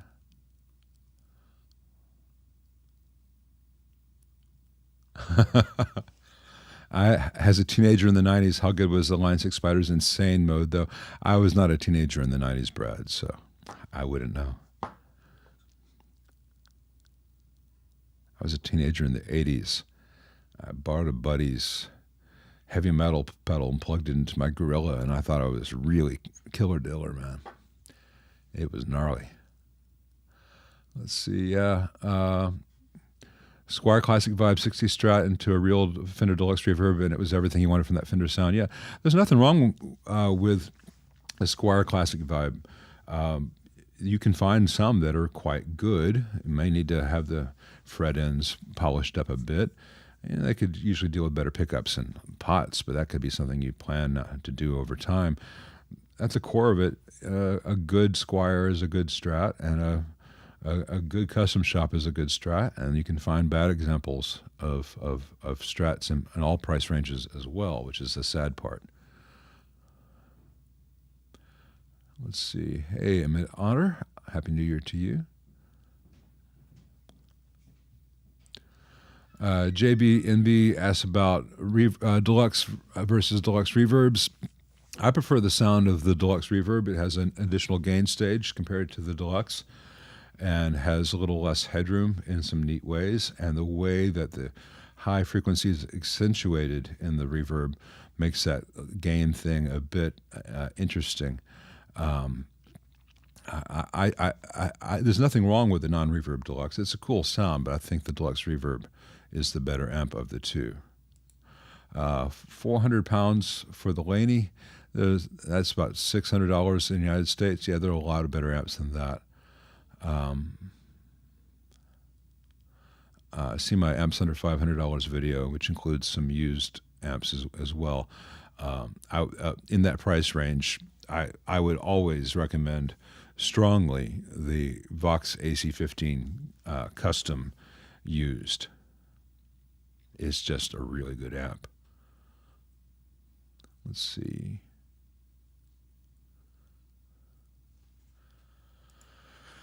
Hey, Kevin, let's see. Gotta figure out.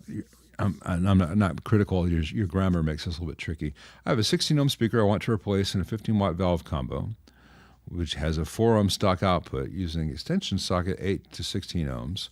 Can I use extension socket permanently? It cuts stock when used. I would want to know which amp that is, but if it has an extension socket which is rated 8 to 16 ohm, maybe it's two 16 ohms, or maybe it's one 16 ohm output, or if you use both extension outputs, 8 ohms. It really depends on how it's wired. If you have an external socket which is rated for 8 to 16 ohms and the 4 ohm tap is bypassed when the external socket is used, which sounds like what you're talking about, then you'd be fine to use the permanent extension socket with your 16 ohm. But confirm that with the manufacturer. I would have to have the model number of that amp to tell you specifically, but it sounds like you're on the right track.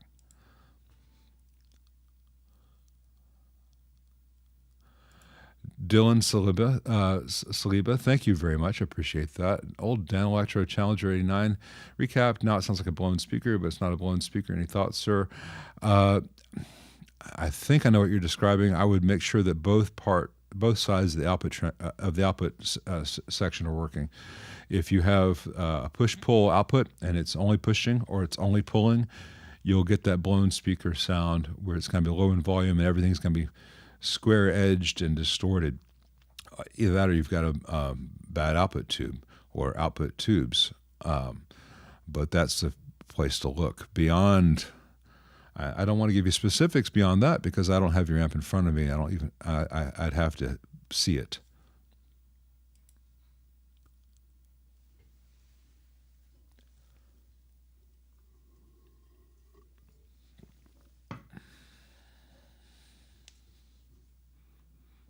Let's see. Hey, Magic Matt, appreciate that. I have never come across a Giuletti, but I hope it's great if you got one.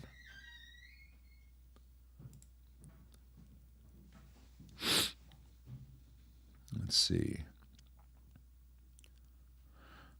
Emmett Otter says, what is the best tone pot to replace my Telecaster to give it the wah-wah choo-choo? I have a stock, mine's not a CTS, mine's a Mojotone vintage taper, which I don't think they have right now. A lot of the pot manufacturers were hit by COVID. Emerson seems to have been wiped out. Emerson's now just selling CTS rather than the ones that they sold. I have my Teletone does that, and I have a Mojotone vintage taper 250K audio taper, vintage taper, which is 30%. And I've got a 47 nanofarad cap in there, and I believe it's, I used a Vishay MKT 1813 because I love them, but you can use any 47 nanofarad cap in there. You can use 22, just it'll have a different sweep. Of the stuff that's available on the market right now, I would say probably your best bet would be the low tension, low torque CTS.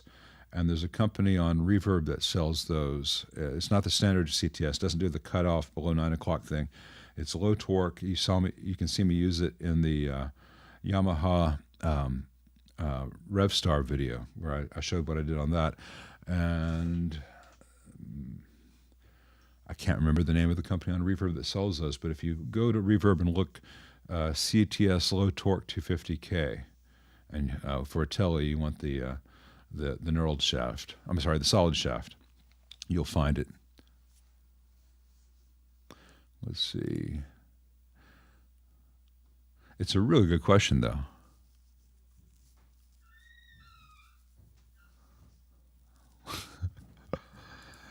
And Andy, I love you for that. From Brooklyn to Nashville to me. Andy is a fantastic musician, and he's really funny, even if he is Australian. I have so many Australian friends as a result of doing this channel. I love it. Though Andy's an expat, and I guess I should clarify a whole bunch of Australians and Jason Tong, who apparently is a lapsed Kiwi, which sounds like a medical condition.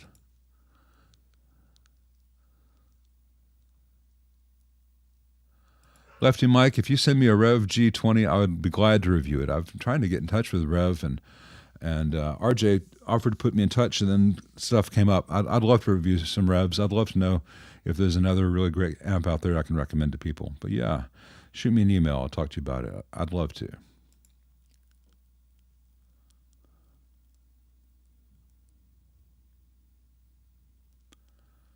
Let's see. Chris McKinney says, is there a sound difference between a black panel champ and a black panel vibro champ? Yes. One of them has vibro. If you have the vibrato off, the differences are slight. The vibrato doesn't really load down anything. It's not like in a opto trim like a deluxe reverb or super reverb where if you disconnect the circuit, you get more gain. It doesn't work that way, but it is a difference in the B plus. So it's a very subtle difference. If I were to choose between the two, I would choose the vibro champ because I like the sound of that vibrato a lot.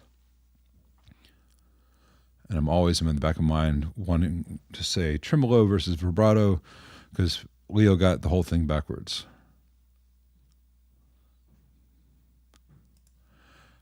Yeah, I won't know until I get it here, Hal.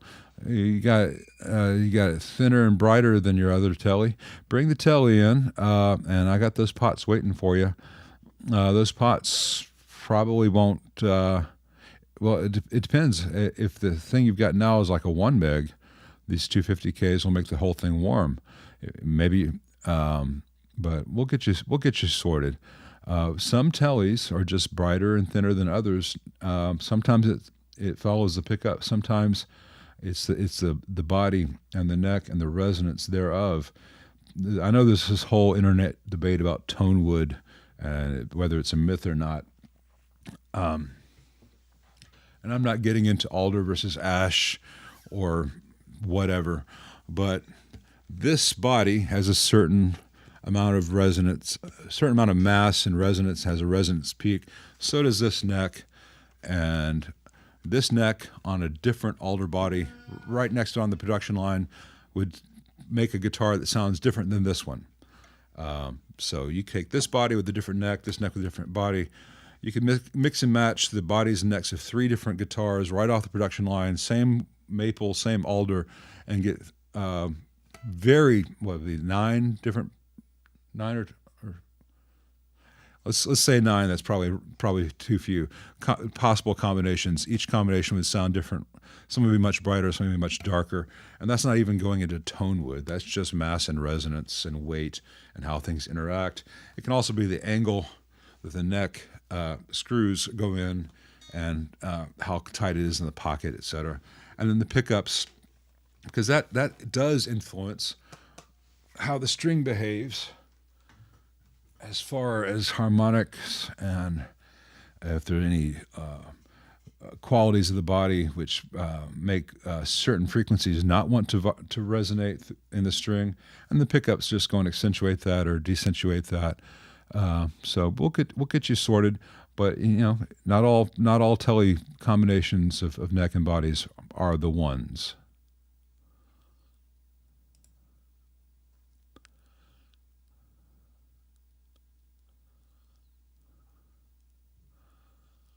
Let's see.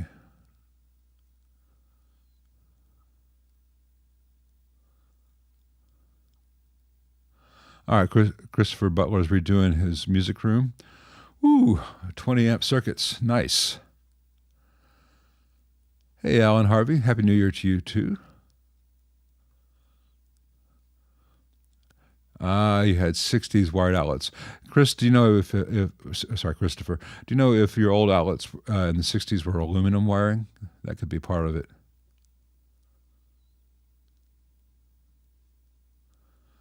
Hey, Nick, Sarah, I do not do recoding myself, but I would send you to Dave Halford at halfordloudspeakers.com, HALFORD. He's here in Memphis. He's actually only about 3 blocks from me. I'm about to take him these 2 blue ELACs from that 64 AC10. I'm going to take him the field coil and that 36 Gibson because it's a little in need of stuff. He does a fantastic job. Very crazily reasonable rates. Extraordinarily knowledgeable. Call him, tell him I sent you. He'll know exactly what to do with some Altex. You had bubble gum ice cream yesterday, Brad. I'm so sorry. First ice cream for about 10 years and you chose bubble gum? Fuck you. You're doing it wrong.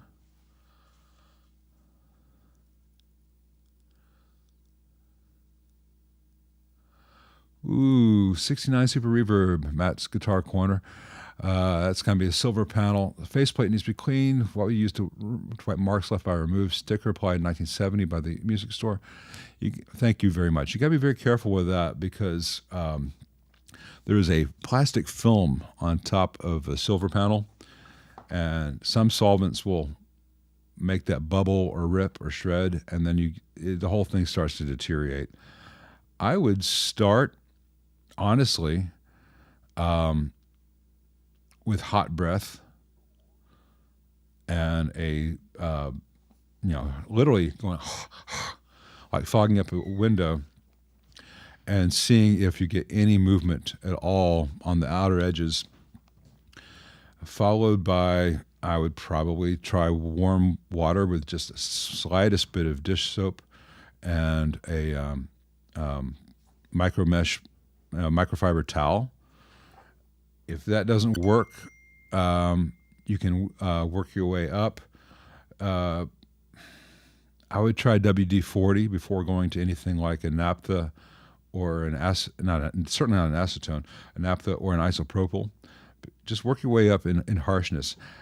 Honestly, this is going to sound gross, but chemically, this all works.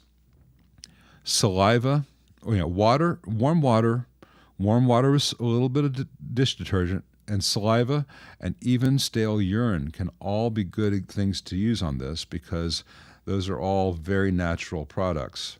And your saliva breaks down amino acids. It's very good for cutting through certain things. Urine contains ammonia. It's like natural low-strength ammonia.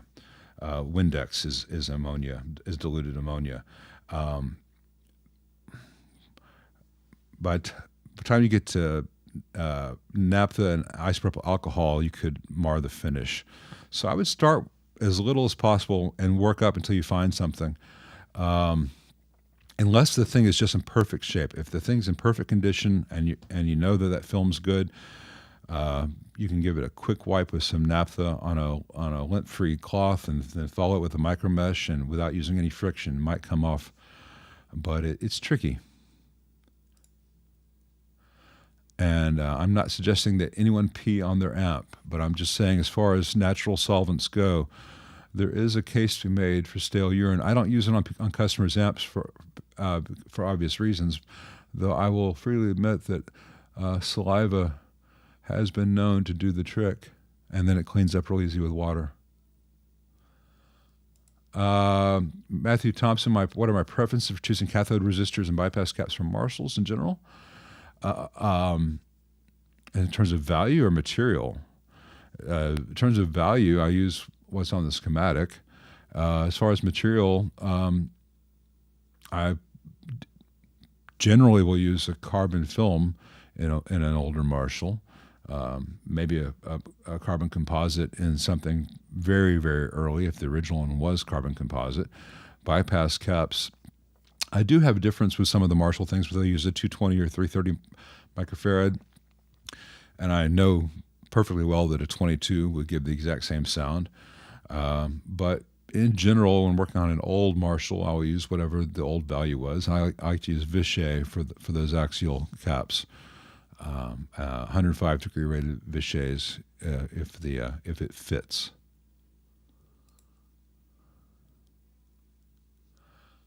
Let's see. Alex Sams has a Tweed Deluxe 5v3 and a 6G15 reverb unit. When you plug in the reverb unit and turn the mix pot above 3.5, there's more background hum. Would that be normal for a 6G15 unit? If it's a vintage unit, it'd be less usual if it's one of the reissues where they're using an EL84 or a 6v6 to drive it versus the old, I think, 6K6 that they used. Is that right? It's just the current Fender reverb circuit is doing some dumb things and running tubes over spec to do the reverb driver, and it's not that unusual to get hum in it. And the build construction of those things is not great. If I had it here, I could fix that, but beyond these general warnings, I cannot tell you specifically how to make that not be broken. Whenever running a standalone reverb unit and an amp, you have to be careful of ground loops. But you would have a ground loop through the amp whether the reverb level was up or not.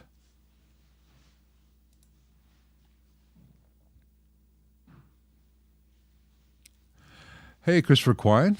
If you're enjoying your 68 custom Vibro Champ, that's great. I'm not a big fan of that model, but it's not a bad amp. The way it's built is not bad. In fact, it's got some advantages over the other reissues, because they're actually saying, hey, we're doing this with PCB, let's use radial caps. My main problem with that was the digital reverb. I didn't think the digital reverb sounded very good, and I don't think a Vibro Champ needs it. I thought, in general, it's a very overcomplicated way to build a Vibro Champ. It's got like 4 times as many components as an old Vibro Champ needs to have. I'd rather that they had made just a Vibro Champ using a good quality small PCB with only as many components as necessary, and knowing that the world is full of reverb pedals. But if you're happy with your Vibro Champ, that's great. Yeah, Christopher Butler, the quiet coils and the Thornbucker get along very well.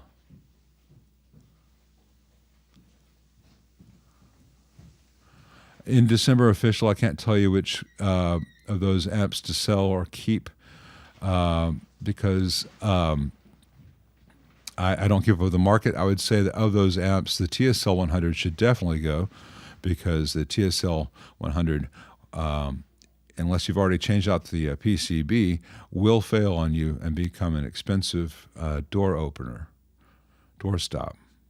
Thank you, Ridiculous Wonk. You win the username of the day. Any tips for finding a nice Silverface Deluxe Reverb that can be a good platform for modding into a 65? And what are your favorite 65 Deluxe Reverb mods? If you have an old Silverface, they're almost the same thing as a 65. An AB763 is a better way to say that, because it doesn't have to be a 65. It could be a 66, it could be a 64.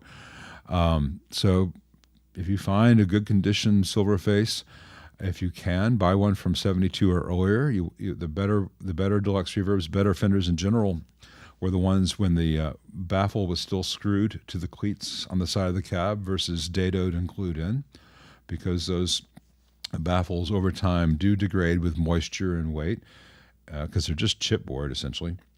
And when you have a broken baffle that was glued in to dadoed to the side of the cab, it's a much more expensive proposition to change out. And then the later 70s have that baffle, and then they have a frame which holds the grill cloth, which is Velcroed to that, and that thing warps over time, never looks as pretty. So if people can afford to, I suggest finding the ones from 72 and earlier. It's not going to have the heavily waxed boards, and you're going to have a screwed-in baffle, and that can be converted to the AB763 spec fairly easily and inexpensively.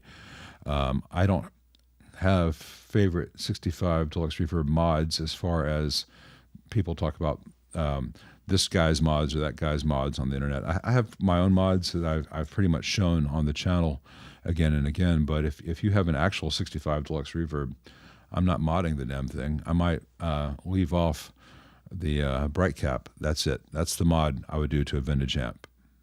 And thank you for the super chat. Bebop, if you got a CC2 that needs a new faceplate, I don't think you're going to have any luck getting one. The only place that would ever have them would be Korg, and they barely keep up with the replacement parts for the current models, let alone the old ones. You'd pretty much just have to buy another CC2 and transfer it over. It's a shame that people chew up that faceplate so much when they're trying to get jacks off or trying to get the switch covers off. If you have a custom classic and they have those little conical dress nuts over the switches and you can't figure out how to remove the switch, don't go grab some big vice grip pliers and force it, because you're just going to scar the hell out of everything. Go get some acetone or your wife's acetone-based nail polish remover, or your own acetone-based nail polish remover, and a Q-tip, and put a few drops of the acetone onto the bushing of each switch. Wait 30 seconds, and then turn it with your fingers. The whole thing will come right up. It's just a little dab of blue Loctite on the threads of that bushing that they then tighten the dress nut onto. And a little bit of acetone and patience dissolves it, and you can get it out without scarring up anything. We Tune to See, Super Chat, thank you very much. Thanks for the inspiration. I just converted my 81 Bassman 135 into a 100-watt AA864 with impedance selection mid and bright on both channels. Post-phase inverter, master volume, and brown phase bass channel. Fun. Awesome. We don't believe you. We're going to need you to record a video and share it with us. We want to hear this thing, man. Thank you for the Super Chat.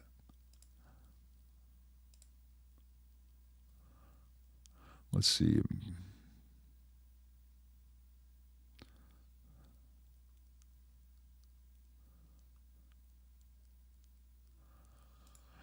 Rusty Mohican. Oh wow, I have never heard this before on this channel. He loves my guitar playing. What is my best advice for learning fluid country licks? Oh wow. I don't play country. Certainly, I don't play country fluidly. I would ask Zach Child's channel. Ask Zach.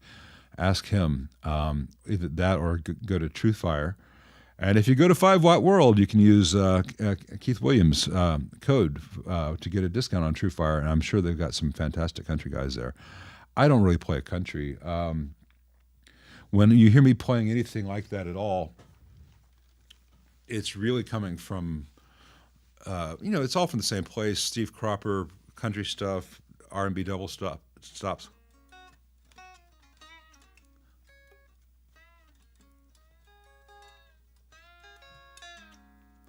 Can't do all the guitars up like this. But I don't really play country. I just incorporate little things I've heard over the years, not especially well, because I spend most of my time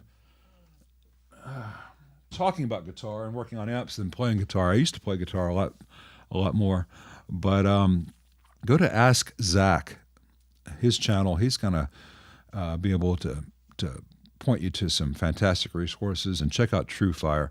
I'm supposed to get paid to say that. I've not reached out to Truthfire yet about getting a sponsorship. I need to. That'd be a good match for the channel. But that's where I go. If someone said, "Hey, you're going to be joining a country band in 2 months, get ready," I'd go to Truthfire and I'd find some guy in his videos and connect all the dots and cross all my I's. But thank you for the compliment. Appreciate that. I have seen apps using toroidal transformers. Chris McKinney. A lot of the current laneys do that, and can be fine. In general, toroidals only offer a real advantage, in my opinion and in my experience, if you're doing a rack mount preamp kind of thing, where you don't want to have a great big thing that would make you have a 4-unit device when you can have a 2 or 1 unit device with a toroidal.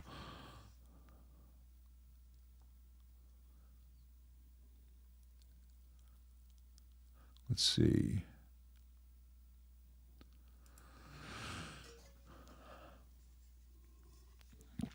Hey, David, thank you very much. 6973 tubes. You're pretty much going to have to use electroharmonics or see if you can find new old stock.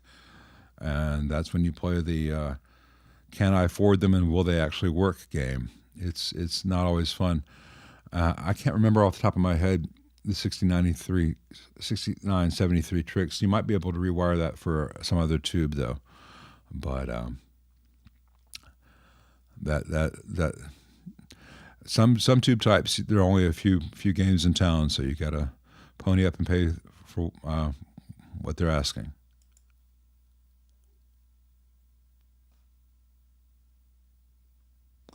Let's see.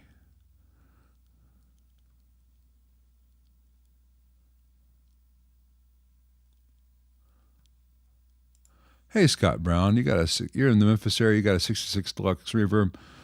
Shoot me an email. I'll get in touch with you. We'll get rid of that 2-prong cable and make sure the caps aren't going to smoke on you. 66 Deluxe reverbs. are so nice. And I think that you and I, and we collectively have a responsibility to the next generation. We need, because those amps can outlast us. We need to take care of them so that some player down the line will still have that same joy of playing a really great deluxe reverb, and a 66 should be.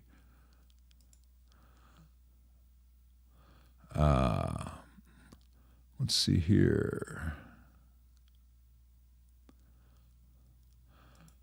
All right, you've got a 65 amp peg that was recently serviced and works great. Yeah, you can have odd tubes in 65. Do I have any suggestions for longevity for it? Well, if you just had it was serviced by a tech, ask them, because they know that amp. They've been in that amp. Ask them if there's anything else that they would do if it were theirs. Because otherwise you're putting me in a position to correct someone else's work, and I don't know their work, and I don't feel the right or the need to do that. I would not want people doing that to me. So contact the guy who serviced it, or the woman who serviced it, and say, if this were yours, is there anything else that you would do? That's the best way to approach that.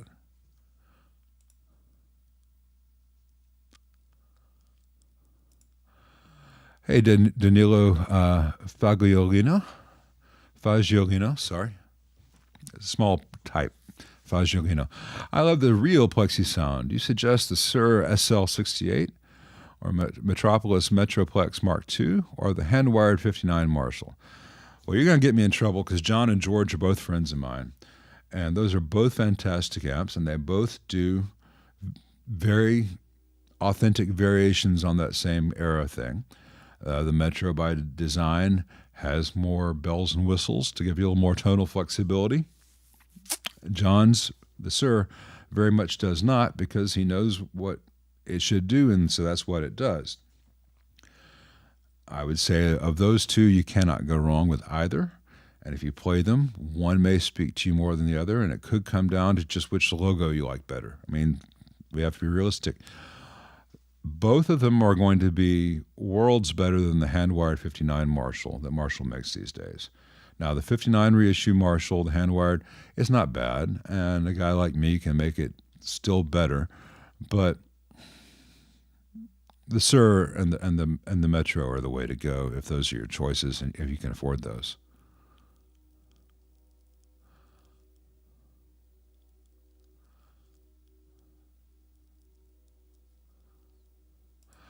Scott, yeah, sorry. I will look for your email. I get so many emails. I mean, I can't keep up with them. And I can't hire someone to screen them for me because they wouldn't know what to screen for. But I will look for that. Yeah, 66 Deluxe Reverb. We need to get that taken care of. Christopher Butler, I've not had a PT15 IR in yet. I'd love to, but they're still relatively new amps. And so I don't expect too many of them to have any failures other than, tubes die. But I don't know if anyone in this area has any. JBNB, we talked about this earlier. I would take I prefer the reverb version of the Deluxe to the 60s non-reverb Deluxe. The 60s non-reverb Deluxe sounds good. I think the Deluxe reverb sounds better.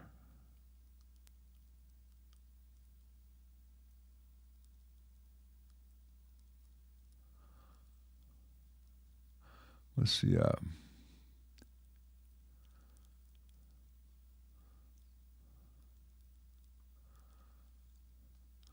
Yeah, digital sucks. If you think digital sucks, well, you've got a Marshall Code 50. You know the analog's not always what it's supposed to be either. The Katana is not the world's best amp. It's a really good amp, though, for not very much money. It does a lot of good sounds. I don't know that I would necessarily say that's even the best modeler under 1,000, but it's under 1,000. I sound like walking there. It's not the best. I'm not going to do that to you guys, but under $300, $400, which it is, it's pretty much untouchable. Let's see.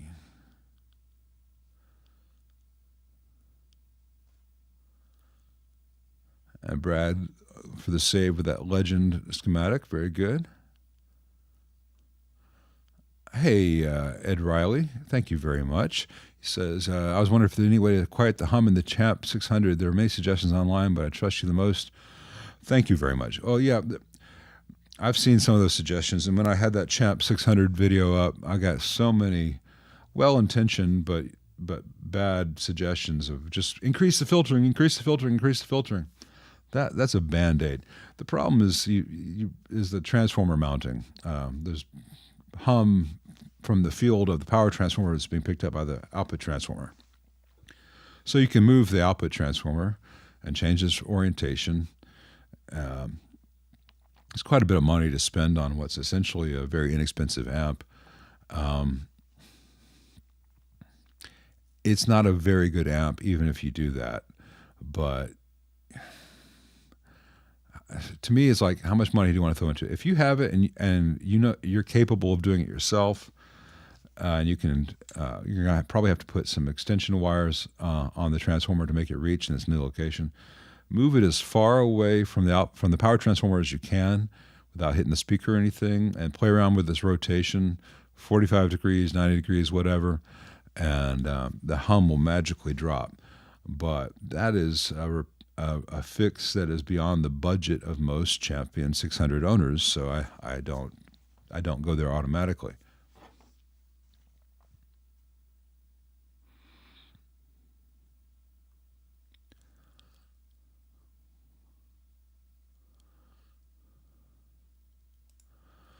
Hey, Michael Fuller, Vibroverb versus Vibrolux. They're both really fantastic amps. They sound very different because they're going through a 2x12 versus a 1x15. Of the Fenders out there, I love the Vibroverb. It is like the perfect thing between the Pro and the Deluxe. The Vibrolux, I love the Vibrolux.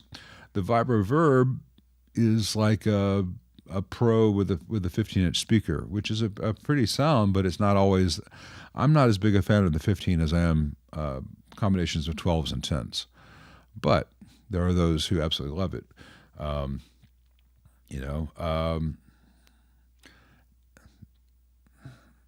It's kind of a false choice because neither is better than the other, and in a perfect world you'd have one of each. I would say play each examples of each and see which one speaks to you, because one of them's probably going to speak to you more. Someone's going to play that 15-inch speaker and say, especially because it can have a fairly smooth high end, and say, "Oh my God, that is beautiful." Another person's going to say, "That's dark and I find it kind of tubby." Some people are going to play the Vibrolux and say, "Oh my God, it's like a tiny super reverb. It's fantastic." Others are going to say, "Well, it's just not quite as big as a twin," so.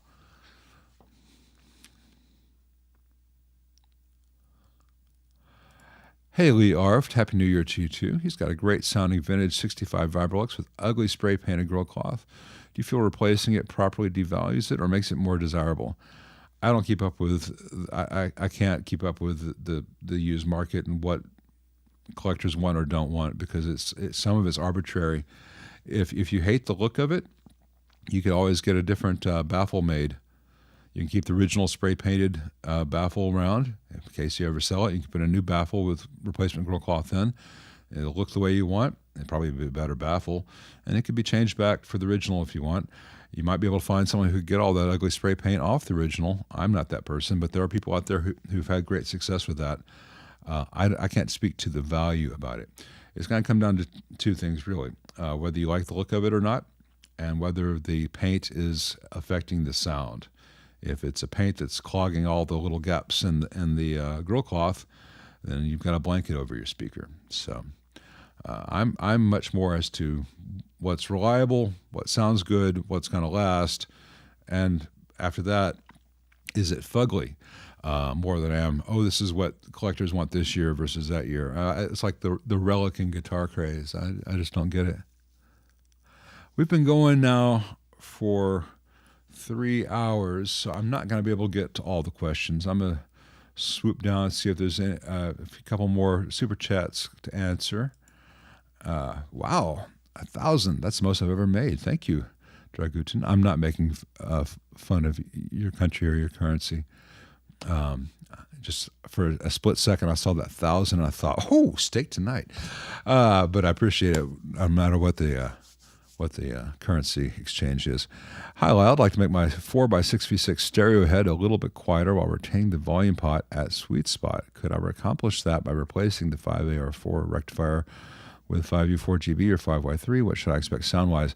Well, either of those things will, the 5U4 or the 5Y3 will decrease the B plus by a considerable amount, about 20 volts with the 5U4 and about 40 volts or more with the 5Y3. But that's not the only thing you need to know. A 5U4 draws more current than a 5AR4, and a 5Y3 can only handle a certain maximum amount of voltage. So while the 5AR4 and the 5U4GB can do like 475 volts, the 5Y3 can only handle about 350. And there's a current limitation where the 5Y3 cannot provide more than X current, whereas the 5AR4 and 5U4 can provide more. And there's another caveat: you have to look at the data sheets for the capacitance, the max capacitance on the first node. An amp that works fine with the 5R4 can kill a 5Y3 in 30 minutes if the capacitance is too high. Say, like, if the capacitance is 50 microfarad and you've got 420 volts, that 5Y3 won't last very long. So I cannot help you more than those general comments and things to watch out for. If it's a stereo head, if it's a guitar amp and you like it a little bit quieter while retaining the volume pot, you may also look at less efficient speakers or positioning the speakers differently in the room, et cetera, et cetera. There are tricks to it. You could also look at attenuation, though I think that would be overkill if you have something with 6v6s. But go through and figure out what your B plus is, what the current draw of everything's going to be, and what your filtering is. A 5Y3 might do the trick. Know that unless it's cathode bias, you'd have to then rebias everything once you change the B plus that much. And I'm scrolling past a lot of things that I will go back after the fact and read, because all the all your comments and all your engagements matter to me. I need to wrap this up. I'm just making sure we haven't missed any super chats. And as I say, you don't need to give me money for me to answer a question. I don't like that bribery aspect. But if you do a super chat and you do give me money, I damn well want to make sure that I do answer your question, because otherwise I'm just accepting money for nothing. Whoa, $50. Thank you very much, DGI. He says, thank you for helping me restore my 65 Pro Reverb, 66 Basement, 66 Super Reverb, and 68 Princeton. All done with understanding learned from you and not the shotgunning more typically found on the interwebs. Thank you very much. That means a lot to me. I appreciate that. Especially since I saw a criticism of me on one of the various forums saying that all I ever did was shotgun things. I think he must have confused me with someone else, but he had a very definite opinion that I was just shotgunning and never did any real diagnostics. And I was like, we have different interpretations of reality on this one. Hey, thank you very much. That means a lot to me. That means more to me than the $50, but I appreciate it very much. I'm glad to be able to help anyone out there with this kind of stuff. I like talking about this stuff, and as I've said before, the people around me in my day-to-day life tend to avoid me and fall asleep when I start to talk about this stuff. So this is my opportunity to. Wow, Randall Smith! I thought you hated me, man. I'm gonna have to assume it's a different Randall Smith than of Mesa fame and fortune. But thank you very much, Randall. Appreciate that. But you notice, everyone, that is not, in fact, Don Randall. That was my big foot and mouth goof in that video the other day, confusing Don Randall and Randall Smith. All right, we are at the end. I appreciate everyone being here. To everyone's question I did not get to, if there's something really burning, I will put in the replies to this. If not, we'll do this again multiple times. We do this at least once or twice a month. Sometimes technical difficulties with guests. Sometimes you're stuck with just me. But I appreciate everyone being here, and we will do this again soon. So have a good week, everyone.